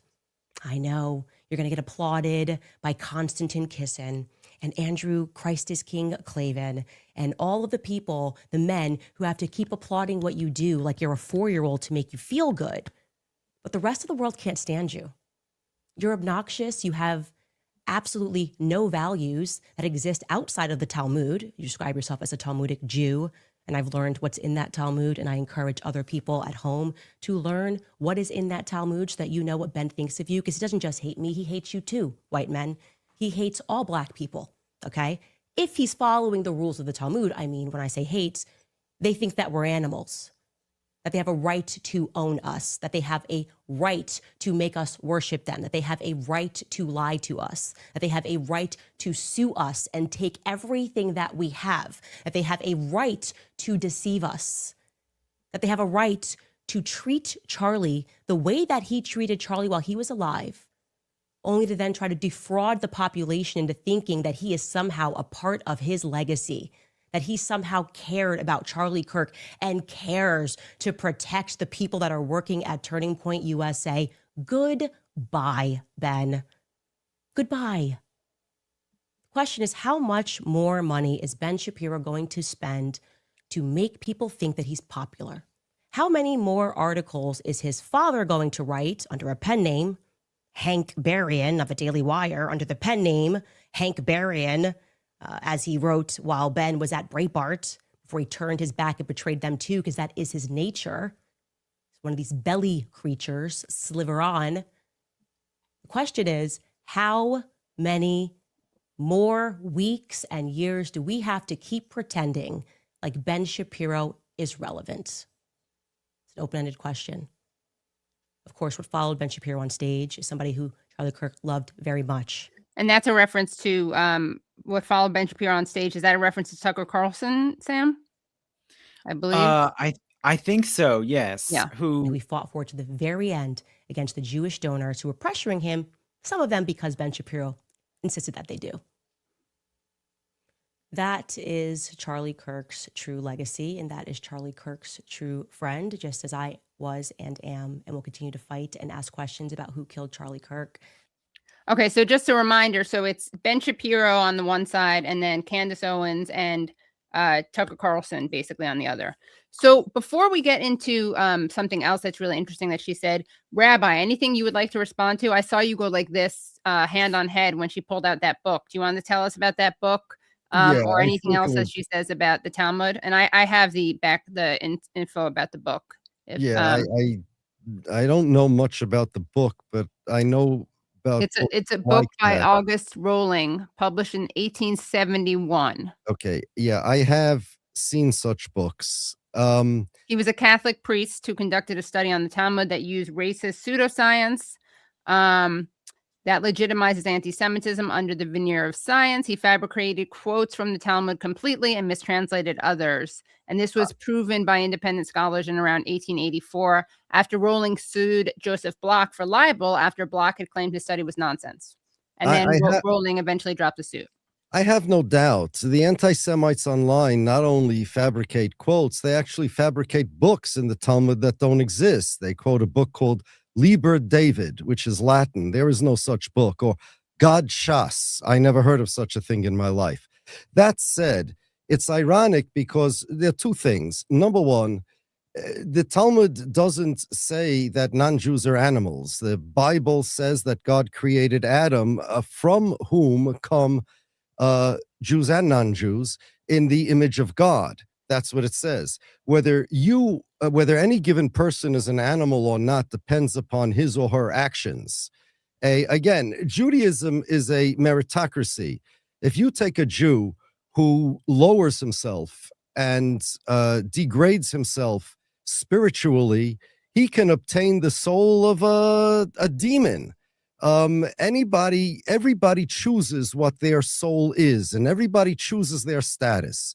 You could be a non-Jew closer to God than a Jew easily, depending upon the non-Jew's behavior and depending upon the Jew's behavior. The Talmud does look, even when it says, I'll give you two Talmudic citations. When the Jews were saved from the Egyptians when Moses split the Red Sea and then the sea closed to drown all the Egyptians. Now, obviously, these weren't innocent Egyptians. They literally came to commit a genocide against the Jewish people. And it says over there that in the Talmud that the angels wanted to sing to God in gratitude. And God told the angels, why are you singing? My creations are drowning in the sea. It's not a time to sing. He had to do it. It's a sad thing, but that you don't do that. And another instance in the Bible, there's a story where Moses, when he was in Egypt, he was still the adopted son of Pharaoh. He saw a Egyptian beating a Jew, and he was going to beat him to death, and Moses saved the Jew by smiting the Egyptian. And it says in the Bible the words, he looked to and fro, he looked here and there, and he saw there was no people there, and then he killed him. There was no man is literally what it says. And the Talmud says, don't take that literally. This is what the Talmud does. It's an interpretation. It says that when he looked, he didn't look to see if he was going to get caught. The Bible doesn't need to tell us that. But he looked with his prophecy to see if there's any good ever going to come from this particular murderer. And before he lifted his hand to kill him, even to save the Jew, he only did so after he saw through his prophecy, his supernatural prophecy, that no good is destined to come from this Egyptian ever. Otherwise, he wouldn't have done it. He would have found some other way to save the Jew, I suppose. But no, life is holy, and it's absolutely untrue. And besides which, in regard to the comments that one of your viewers said about them weaponizing the Talmud, then it's not the Talmud they're weaponizing. The Netanyahu doesn't go around quoting tractates of the Talmud. Right. He quotes the Bible. In fact, I have in front of me a book. It's called The Zionist Ideology by a guy, Gideon Shimoni. He is a professor in, Hebrew University in Jerusalem, all right? And he has a section called Zionism as a Secular Jewish Identity. And I'm going to read you 2 sentences where he speaks about the Zionists in their relation to Judaism. They favored religious traditions insofar as these could be pressed into the service of militant nationalism. They stridently extolled whatever strange of national assertiveness they could select out of the religion in Jewish history, and contemptuously rejected whatever smacked of abstract spirituality and political passivity. In their eyes, the Bible was the main repository of positive elements, whereas theological spirituality and passivity were the unfortunate legacy of the Talmud and later rabbinical literature. It is the Talmud that softens the seemingly bloody narratives in the Bible. It is the Talmud that explains the Bible in a way that created the Golus Jew that the Zionists hate so much. They want to go back to the biblical Joshua, and instead of a rabbi, they want to laud him, make him a role model because he killed out all the people before the Jews took over the Holy Land. Moses, they're not interested in. King David, you saw in that song what they think of King David. They associate him with pride, with revolt, with it's. They do not follow the Talmud. Never mind that Netanyahu isn't a religious man at all. At all. The settlers, guys like Ben Gvir, Smotrich, they are Orthodox Jews. But again, the difference between us and them is, in a way, very similar to the difference between the Catholic Church and the evangelicals. They are idol worshippers, as far as I'm concerned. They're pagans. They're pagans who have things in common with my religion. The Christians have things in common with my religion: 10 Commandments, creation of the world, Old Testament, etc. The Muslims have things in common with my religion. There's theology, God, the first cause, necessary existence, etc. And the settlers have things in common with my religion. They keep Shabbos, they put on tefillin in the morning, but they are pagans who are Orthodox. And that quote you heard that I said about Ben Gvir at that rally, that was paraphrasing, and I mentioned it at the rally, the prophet Elijah, who told the Jewish Baal worshippers, how long will you try to play both sides? If God is God, then abandon the Baal and worship God. If the Baal is God, then abandon God, abandon Hashem, abandon Judaism. If the Elijah the prophet were here today, he would tell the settlers the exact same thing, guys like Ben Gvir. But you can't blame, the Christians tell me that Jesus and Christianity is clear in the Old Testament, virgin birth and all of that. We have a different interpretation. Muslims tell me Muhammad is there in my holy books. We have a different interpretation. That's why we're different religions. And the Zionists will tell you that Zionism is in my holy books. And we say that Jews for Jesus and Jews for Zionism, you could be born Jewish, but you are equally veering away from Jew equally. The Zionism is idolatry, simple as that. Right. And if somebody's weaponizing the Old Testament, they do that much more than weaponizing the Talmud, much more. Yeah. It's just that they don't want to say that because the Christians also believe in the Old Testament. Right. That is They- Yeah. you important can part. easily Right. attack Exactly. the Jews by attacking the Talmud, even though it's the Old Testament that has all the bloody wars. It's the Old Testament that has slavery. It's But the they Old incorporate the Old Testament as opposed to the Talmud. So this is a really important point. So Yes. the reason that critiquing the Talmud as the problem instead of the Old Testament is because it gives Christians a loophole.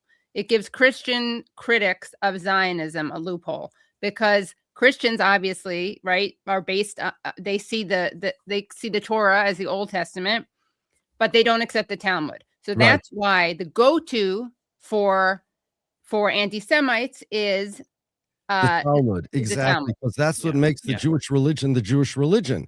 And Right. of course, not all Christians do this. We're Right, talking yes. about- right. And we're not all talking about people who anti-Semites. criticize the And Talmud. by the way, I have in front of me a paper that was made by the PLO in 1970. It's about the Talmud. And actually, you know who told me how to pronounce this? Muan Rabbani. Oh, wow. Backstage in one of your shows, I asked him, how do you pronounce this? There's a book called Al Talmud Waseyunia, which means the Talmud and Zionism. And I may be mispronouncing it again because Muan told me this a long time ago. And there's a guy, a Muslim scholar named Assad Razouk, and it was under the guidance, the editorial guidance of the PLO Research Center's longtime director, Anis Sayeg. And again, I'm sorry if I butchered the pronunciations here. And they were talking about the Talmud and the protocols of the elders of Zion, about these theories that Pax Judaica and the Jews want to take over the world. And this PLO, the research center, they said, no, this is anti-Semitism. And don't bother with this. It just hurts our cause. And I want to quote from this book.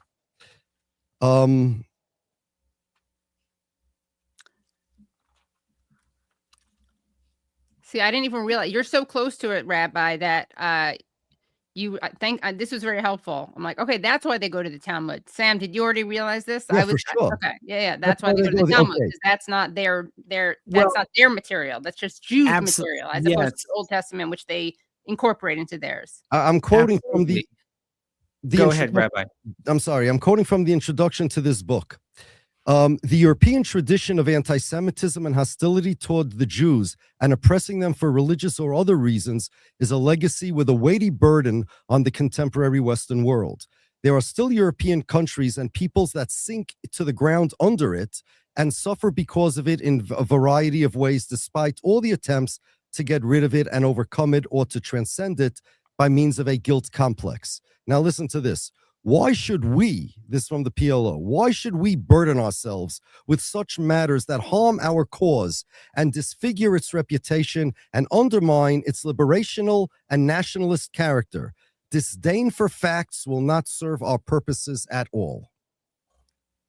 That's from the PLO Research Center. Wow, that's fascinating. But because of what Israel's doing now, the blowback against Jews and there is contaminated discourse all over. When Trump called COVID the Chinese virus, they were beating up Chinese people in Chinatown here. And when they were beating up Russian people because of the Russian-Ukraine war, and we know what they did to Japanese people during World War II, right? There is such thing. But the Jews are uniquely blamed for the actions of Israel, and that's because the Jews are uniquely forced by the rhetoric that Israel spouts to be associated with Israel. It's very simple. Israel calls itself the state of the Jews to be doing what it does in the name of the Jews. Russia doesn't claim to be doing everything in the name of the Russians, and Japan never claimed to be doing what they did in the name of the Japanese Americans.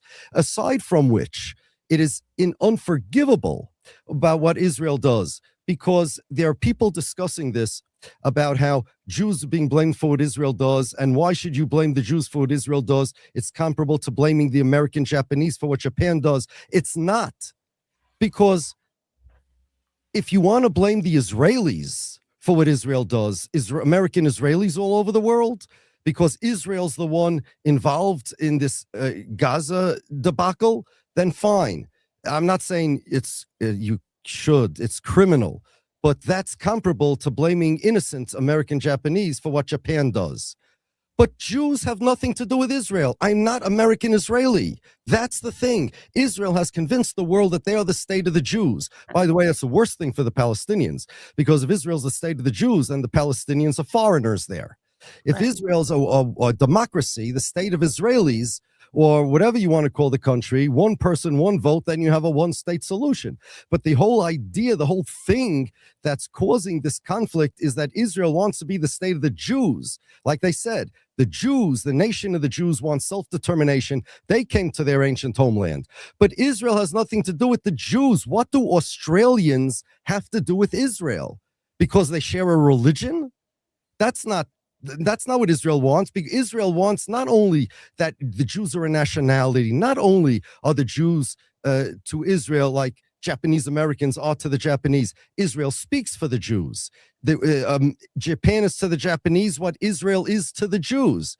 This is a crime that Israel commits against the Jewish people. They use us as human shields. And now in Australia, Israel is running around saying it's because of they have nothing to do with it. The fact that it's blowback from Israel has nothing to do with it. And literally, Jews are human shields, and now they're using it to leverage this to say, look, Israel is right. More people have to support Israel, because people didn't support Israel, because Australia recognized the Palestinian state, and that's why they're killing the Jews. That's crazy. That's crazy. Israel, they don't care about Jews. They never did. We do though, Rabbi, have to, I feel like, grapple with the fact that there is, clearly, we've debated this, whether I should say as a Jew, I oppose Israel, right? We've had a whole debate on that. We've had a whole debate about this, yes. But we do have to grapple, I think, with the fact that there is a lot of Jewish institutional support of Israel. And even, I guess the stats are always kind of debatable or up for grabs, but what are the stats now? Sam, do you have the latest numbers, or do you, Rabbi, in terms of Jewish support for Israel? Well, it depends what you mean by support for Israel. The idea that Israel is the state of the Jews, I guarantee you go to people that support Israel, let's say in their fight with Gaza or the Palestinians, and you ask them, is your country Israel or is your country America? Do you agree that the Jews are a nation and Israel is your country? They will not agree. Many will not. That means that they do not agree with Israel as a Jewish state as defined by Israel. The reason why there are so many Zionists is because they don't know what Zionism is. These guys that are supporting Israel are all supporting Israel because they think that all Israel is a bunch of innocent people that want to sip lattes in a Tel Aviv cafe and just live and let live, and the crazy Haredim in Jerusalem and the crazy Palestinians in Gaza just want to ruin life for them, and all they want is to make a safe place for Jews. No, that's not what they want. It's an ideology, Zionism. It's an ideology that most Zionists, the more you know about it, the less anybody could agree with. Never mind Gaza. Secondly, it doesn't matter. The question is, as a Christian, do you support Israel? If you're a Christian, there are two factions. There are evangelicals and Catholics. So even if there are a lot of Jews that support Israel, there are many Christians, millions in this country that support Israel. But there is no Christian who's a Catholic that's saying, well, I have to say, as a Christian, I'm against what Israel's doing. No, because you are not. Maybe evangelicals feel like that. What? That's true. But Right. I'm not of the religion that the Zionists worship. I am not a Zionist. Right. Theologically, religiously, ideologically, we have nothing to do with the Zionists. I want to tell you, the largest, you don't hear about us, and that's why you don't hear about anti-Zionist Jews, because, I mean, I grew up in the largest. Forget Satmar. Satmar's vocal about it, because I once mentioned to you, the Satmar Rebbe said we have to tell the whole world that we're not responsible for the Zionists. Since 1969, he said that. That was his mandate for his Hasidim. Incredible foresight. He said, listen to this, Sam. A matter of hours after the Six-Day War was over, in 1967, I'm sorry, I said 69. I'm sorry, I mixed it up when the Mets won the World Series. In 1967, when that was a real miracle, when Israel won the Six-Day War, a few hours afterwards, this rabbi got up and he said, and all the world was celebrating and what an incredible feat it was, especially the Jews. He said, this is a terrible thing. This so-called victory is going to, the provocations that are going to take place and the anti-Semitism that will result from it, this is unspeakable.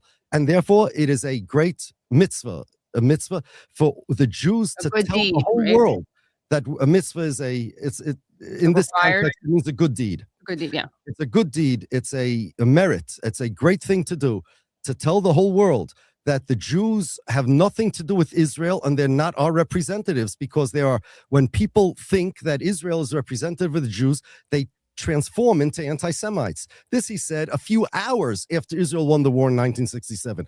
But other Jews, where I grew up, I didn't grow up in Satmar. I grew up in the Lithuanian, they call it, groups. And I went to the largest yeshiva in the world in New Jersey. They're anti-Zionist. You're not going to find an Israeli flag. But anti-Zionist means we have nothing to do with Israel. Israel's wars are Israel's wars. We're going to pray for peace and everything like that. But the country, they're foreign. They're like China. You're not going to hear them getting involved because, and as far as religious reasons to be outspoken, look, you know how many people don't understand Judaism? We're not a proselytizing religion.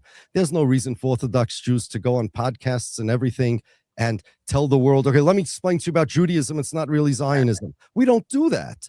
I do that because I see the wisdom in what that rabbi said. I see it, you know?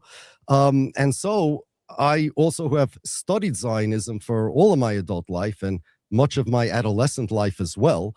This is not history to me. A lot of these things were current events. I remember them. So I know the importance of not separating Jews from Zionism. Jews are not connected to Zionism. To clarify that Zionism is its own ideology, and Jews, the largest yeshiva in the world, is anti-Zionist. They recently prohibited any of their students or anybody that follows them to vote in the World Zionist Organization elections. They said it's a severe sin. The largest ultra-Orthodox, let's say, advocacy organization, Agudath Israel, they also are not, they're not pro-Palestinian. That's not the point. The point is not pro-Palestinian. The point is that they're not involved. They're not involved. And for somebody to declare himself a Zionist would be a sin to all of these organizations. They also declared that it's prohibited to vote in the World Zionist Organization. That doesn't mean that they're going to protest with Palestinian flags. On the contrary, anti-Zionism means that the connection between Jews and Israel does not exist. Israel is not the state of the Jews. Zionism says, this is Zionism. What Japan is to the Japanese, Israel is to the Jews. Without Zionism, what Japan is to the Japanese, Israel is to the Israelis. If you are an anti-Zionist from an Orthodox perspective, that means that Israel has nothing to do with the Jews. They invented their own religion. It's opposed to mine. Mine is opposed to theirs. They are an enemy religion, actually. But as far as their politics are concerned, Zelensky's also Jewish. We don't have to object to what Zelensky does if we don't like it. Everybody understands it's not us, right? It's the same thing over here. Somebody could be pro-Israel, pro-Palestinian in their politics, half-half, whatever it is. Nobody likes Hamas. Nobody likes Hamas amongst the Jews, that's for sure. But Israel has nothing to do with us. And Israel wants you to be connected to them. They want the Bondi Beach victims. So, you know what somebody told me when I mentioned about how Israel does, they say I'm blaming the victim. Right. I said, I'm not blaming the victim. I said, the victims are the people in Australia. I'm blaming the government of Israel. What? I'm not blaming the victim. You know, if you could blame Netanyahu for October 7th, and many people do, that's not blaming the victim. So for October 7th, you can blame him, but not for Bondi Beach. Then now that's blaming the victim. And they said, well, no, but Israel represents all the Jews. That's why it's blaming the victim. Yeah, But Israel doesn't. Just like you could blame Israel for October 7th, for not taking care of security or whatever it is, and for propping up Hamas. You or for killing its own. Exactly.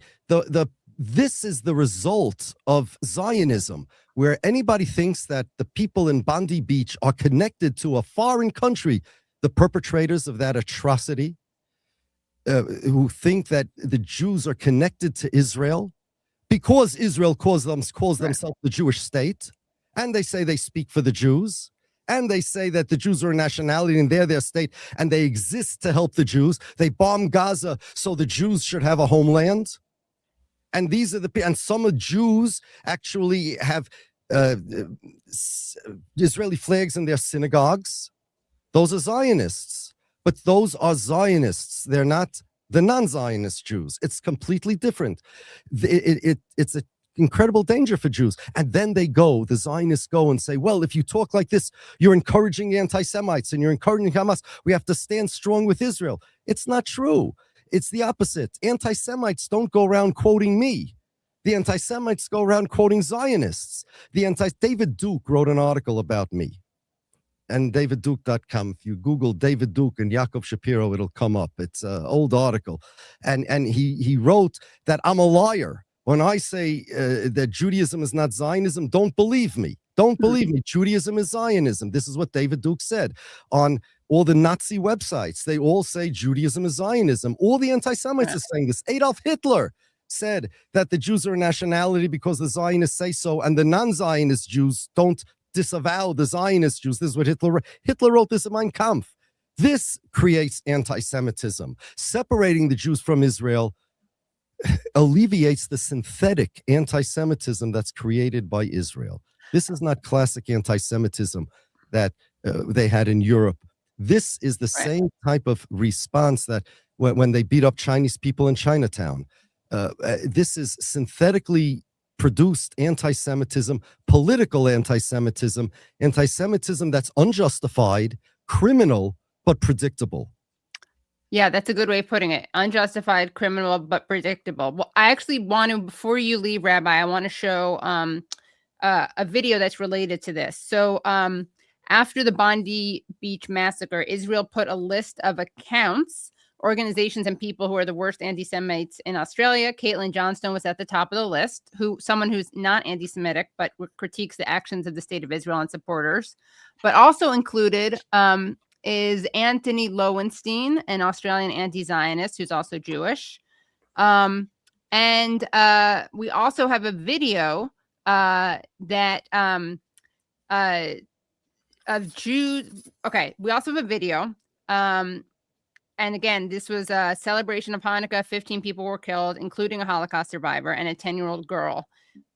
Let's take a look at the way that this incident was weaponized by Israel supporters. And here is a panel aired by Fox News on December 16th, hosted by Trace Gallagher soon after the massacre.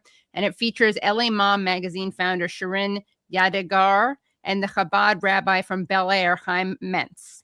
And there's a lot of misinformation in this video, just a heads up. But let's take a listen and a peek at this video. Brad, what do I need to tell people? Hold on a second. Start telling them about the Patreon and everything.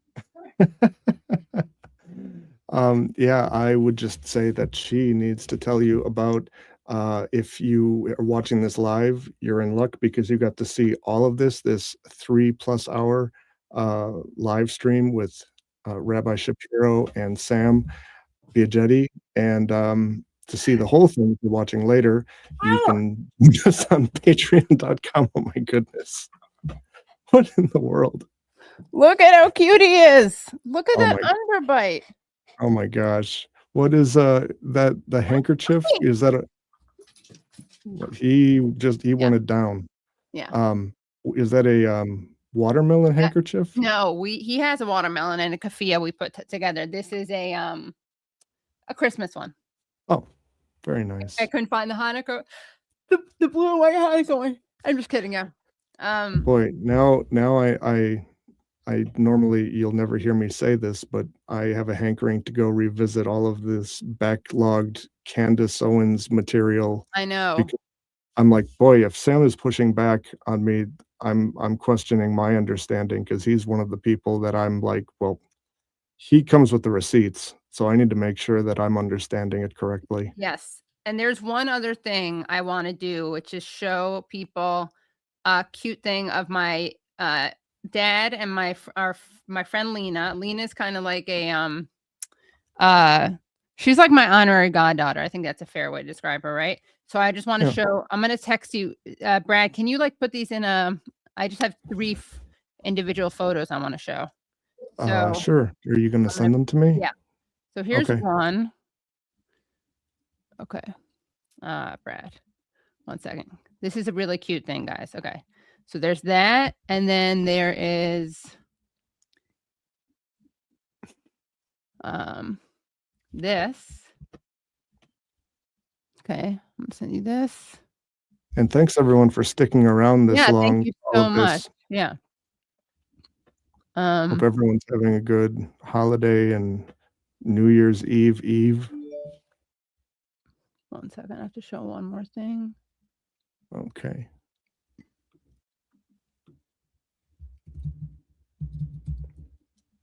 This is the part of the program where the fourth wall comes down. Big time, yeah. Okay, and then this is the last one. So I just wanted to show a cute little thing. Okay. So then if you want to maybe tell everyone about Patreon, etc. Sure, yeah. By then I'll have it set up for you. Great, yeah. So you're just going to get to see a little. Oh my gosh. Whoops-a-daisy. What? Sorry about that. Oh, yeah. I'll be right back. Okay. Please do become, oh my God, what a great show. Thanks, Katie, Brad. That monster Katie showed, that monster. Oh my God. That he is like he's beautiful and he has a beautiful underbite. I can't believe I see Sam backstage making a disturbed face because he's like, how could they call Bucky a monster? I know, he's the cutest thing ever. But please do support the show. Patreon.com/The Katie Halper Show. Again, that's patreon.com/The Katie Halper Show. And you can, yes, the most beautiful monster, exactly. And well, it's not a dog, let's be honest. Yeah, it isn't. It's not exactly a dog. Let's see. I'm not sure what Katie's expecting for this 2026 year, but I'm curious to hear what she anticipates about it. I don't know. I'm too tired to figure that out right now. I mean, hopefully the end. Hopefully something happens with Israel. And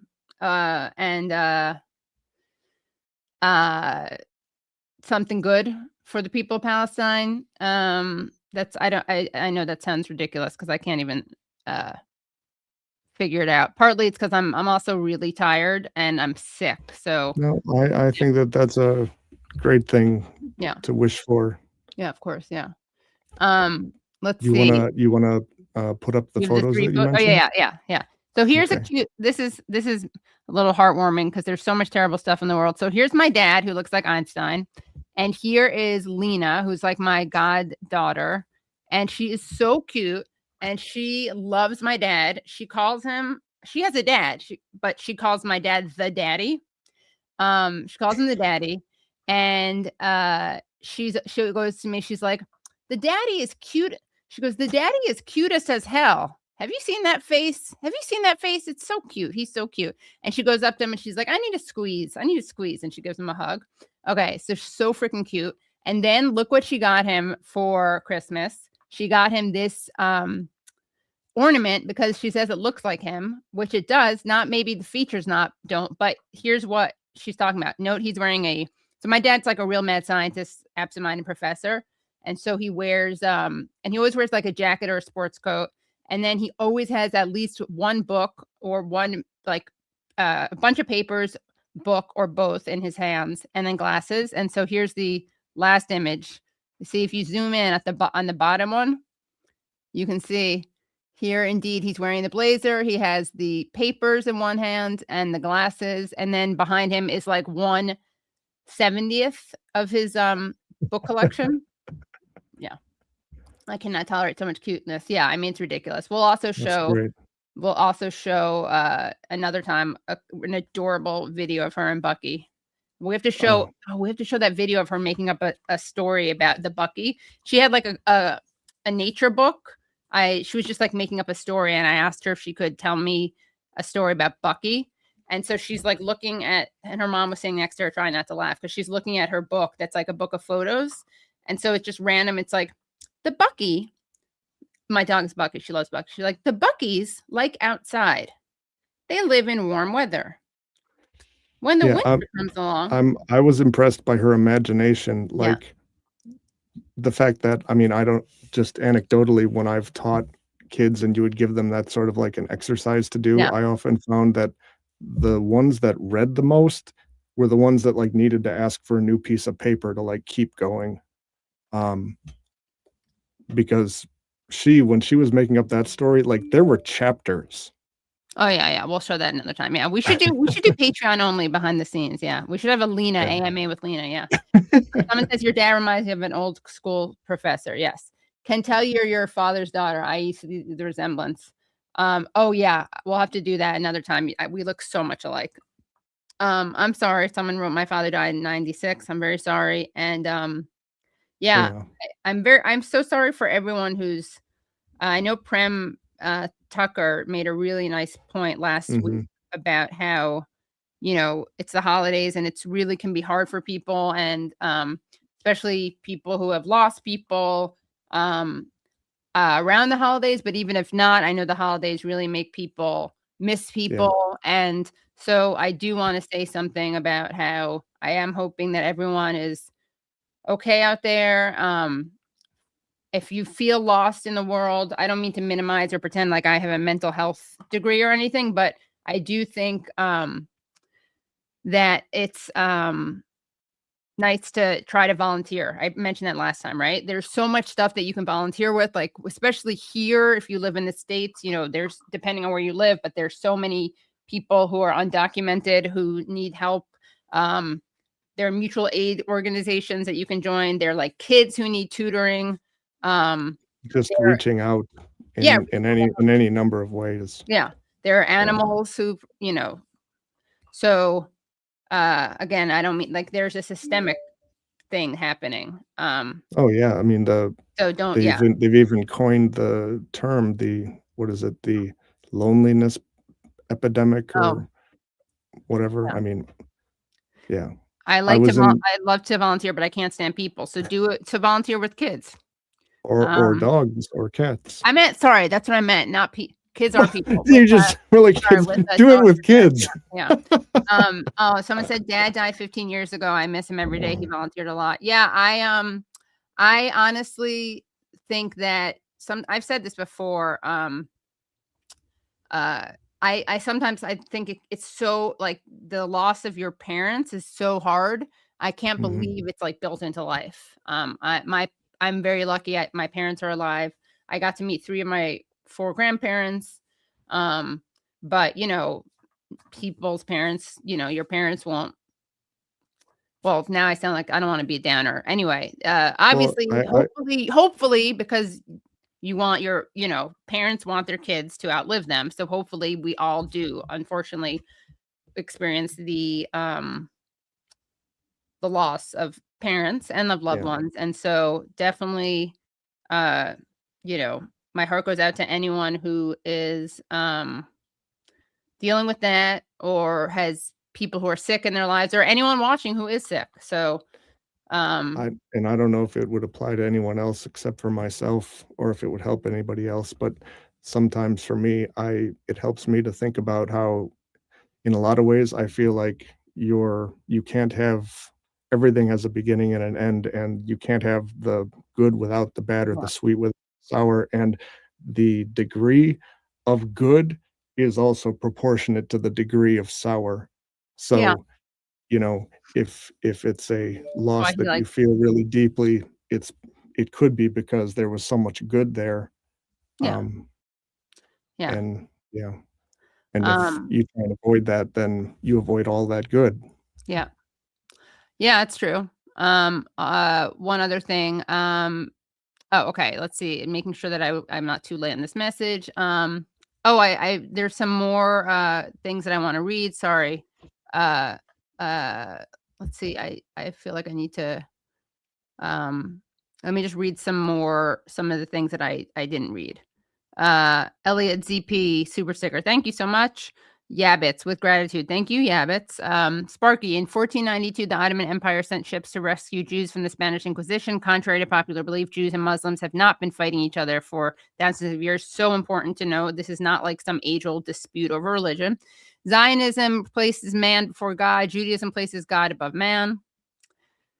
Sparky, Sephardic Jews helped found a New World colony of Georgia by saving them from a deadly epidemic. They arrived with a skilled doctor shortly after the first settlers in the early 1730s. Oh, wow. Justin Toll, I love your show, Katie. Oh, thank you. And that's a cute baby. Sparky, Volodymyr Zelensky is not Jewish, nor as he claimed to be. Others claim he is to shield Ukraine Nazis. His mother wasn't Jewish and he never converted. Internet's been scrubbed of this fact. I mean, to me, I think if you're half Jewish and you want to identify as Jewish, that's fine, but that's another.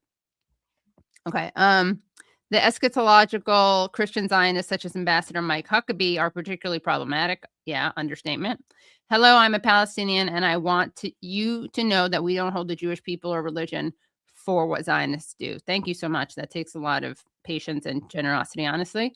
I will have to ask him about this. I'm taking a screenshot. How does Rabbi Shapiro differ? Tovia Singer, Yosef Mizrahi, and Jonathan Kahn love to see debate. President Nixon was a Quaker, though he never claimed to be a good one. There weren't many names thought of as Jewish nowadays in the New World in the 1700s. It wasn't until the mid to late 1700s that Jews in Europe were assigned last names, mostly Slavic and German. Yes, that is true. Okay. Oh, good. Hi, Brian. Have a happy New Year, Katie. Thanks for another great show. Don't let commenters get you down. Sorry about that. This has been illuminating. I thank you and your guests so much, Katie. P.S. Stay mad. I did do that. Normally, Candace Owens doesn't fly off the handle. Ben Shapiro was just good at pissing her off enough where she did. My sense of Candace Owens, I read this already, is she seeks to center herself in all things and checking facts do not matter. And then Sparky writes, kids are people too. That's well, guys, we will see you next year. Please do subscribe because I am going to be trying to do more streams about breaking news and also earlier in the day so that we can talk to people in like Europe and the Middle East and West Asia. And thank you for that. Happy New Year. Thank you so much, Brad. Thank you so much, Andrew. Thank you so much, Nate. Thank you so much, Phantomus Fanta. Thank you so much to Rabbi Yakov Shapiro. Thank you so much to Sam. And we will see you next year. Please support the show at patreon.com/The Katie Halper Show. Please subscribe and please like the stream whenever you watch it or any clip whenever you watch it. Bye, everyone. Okay, I'm down.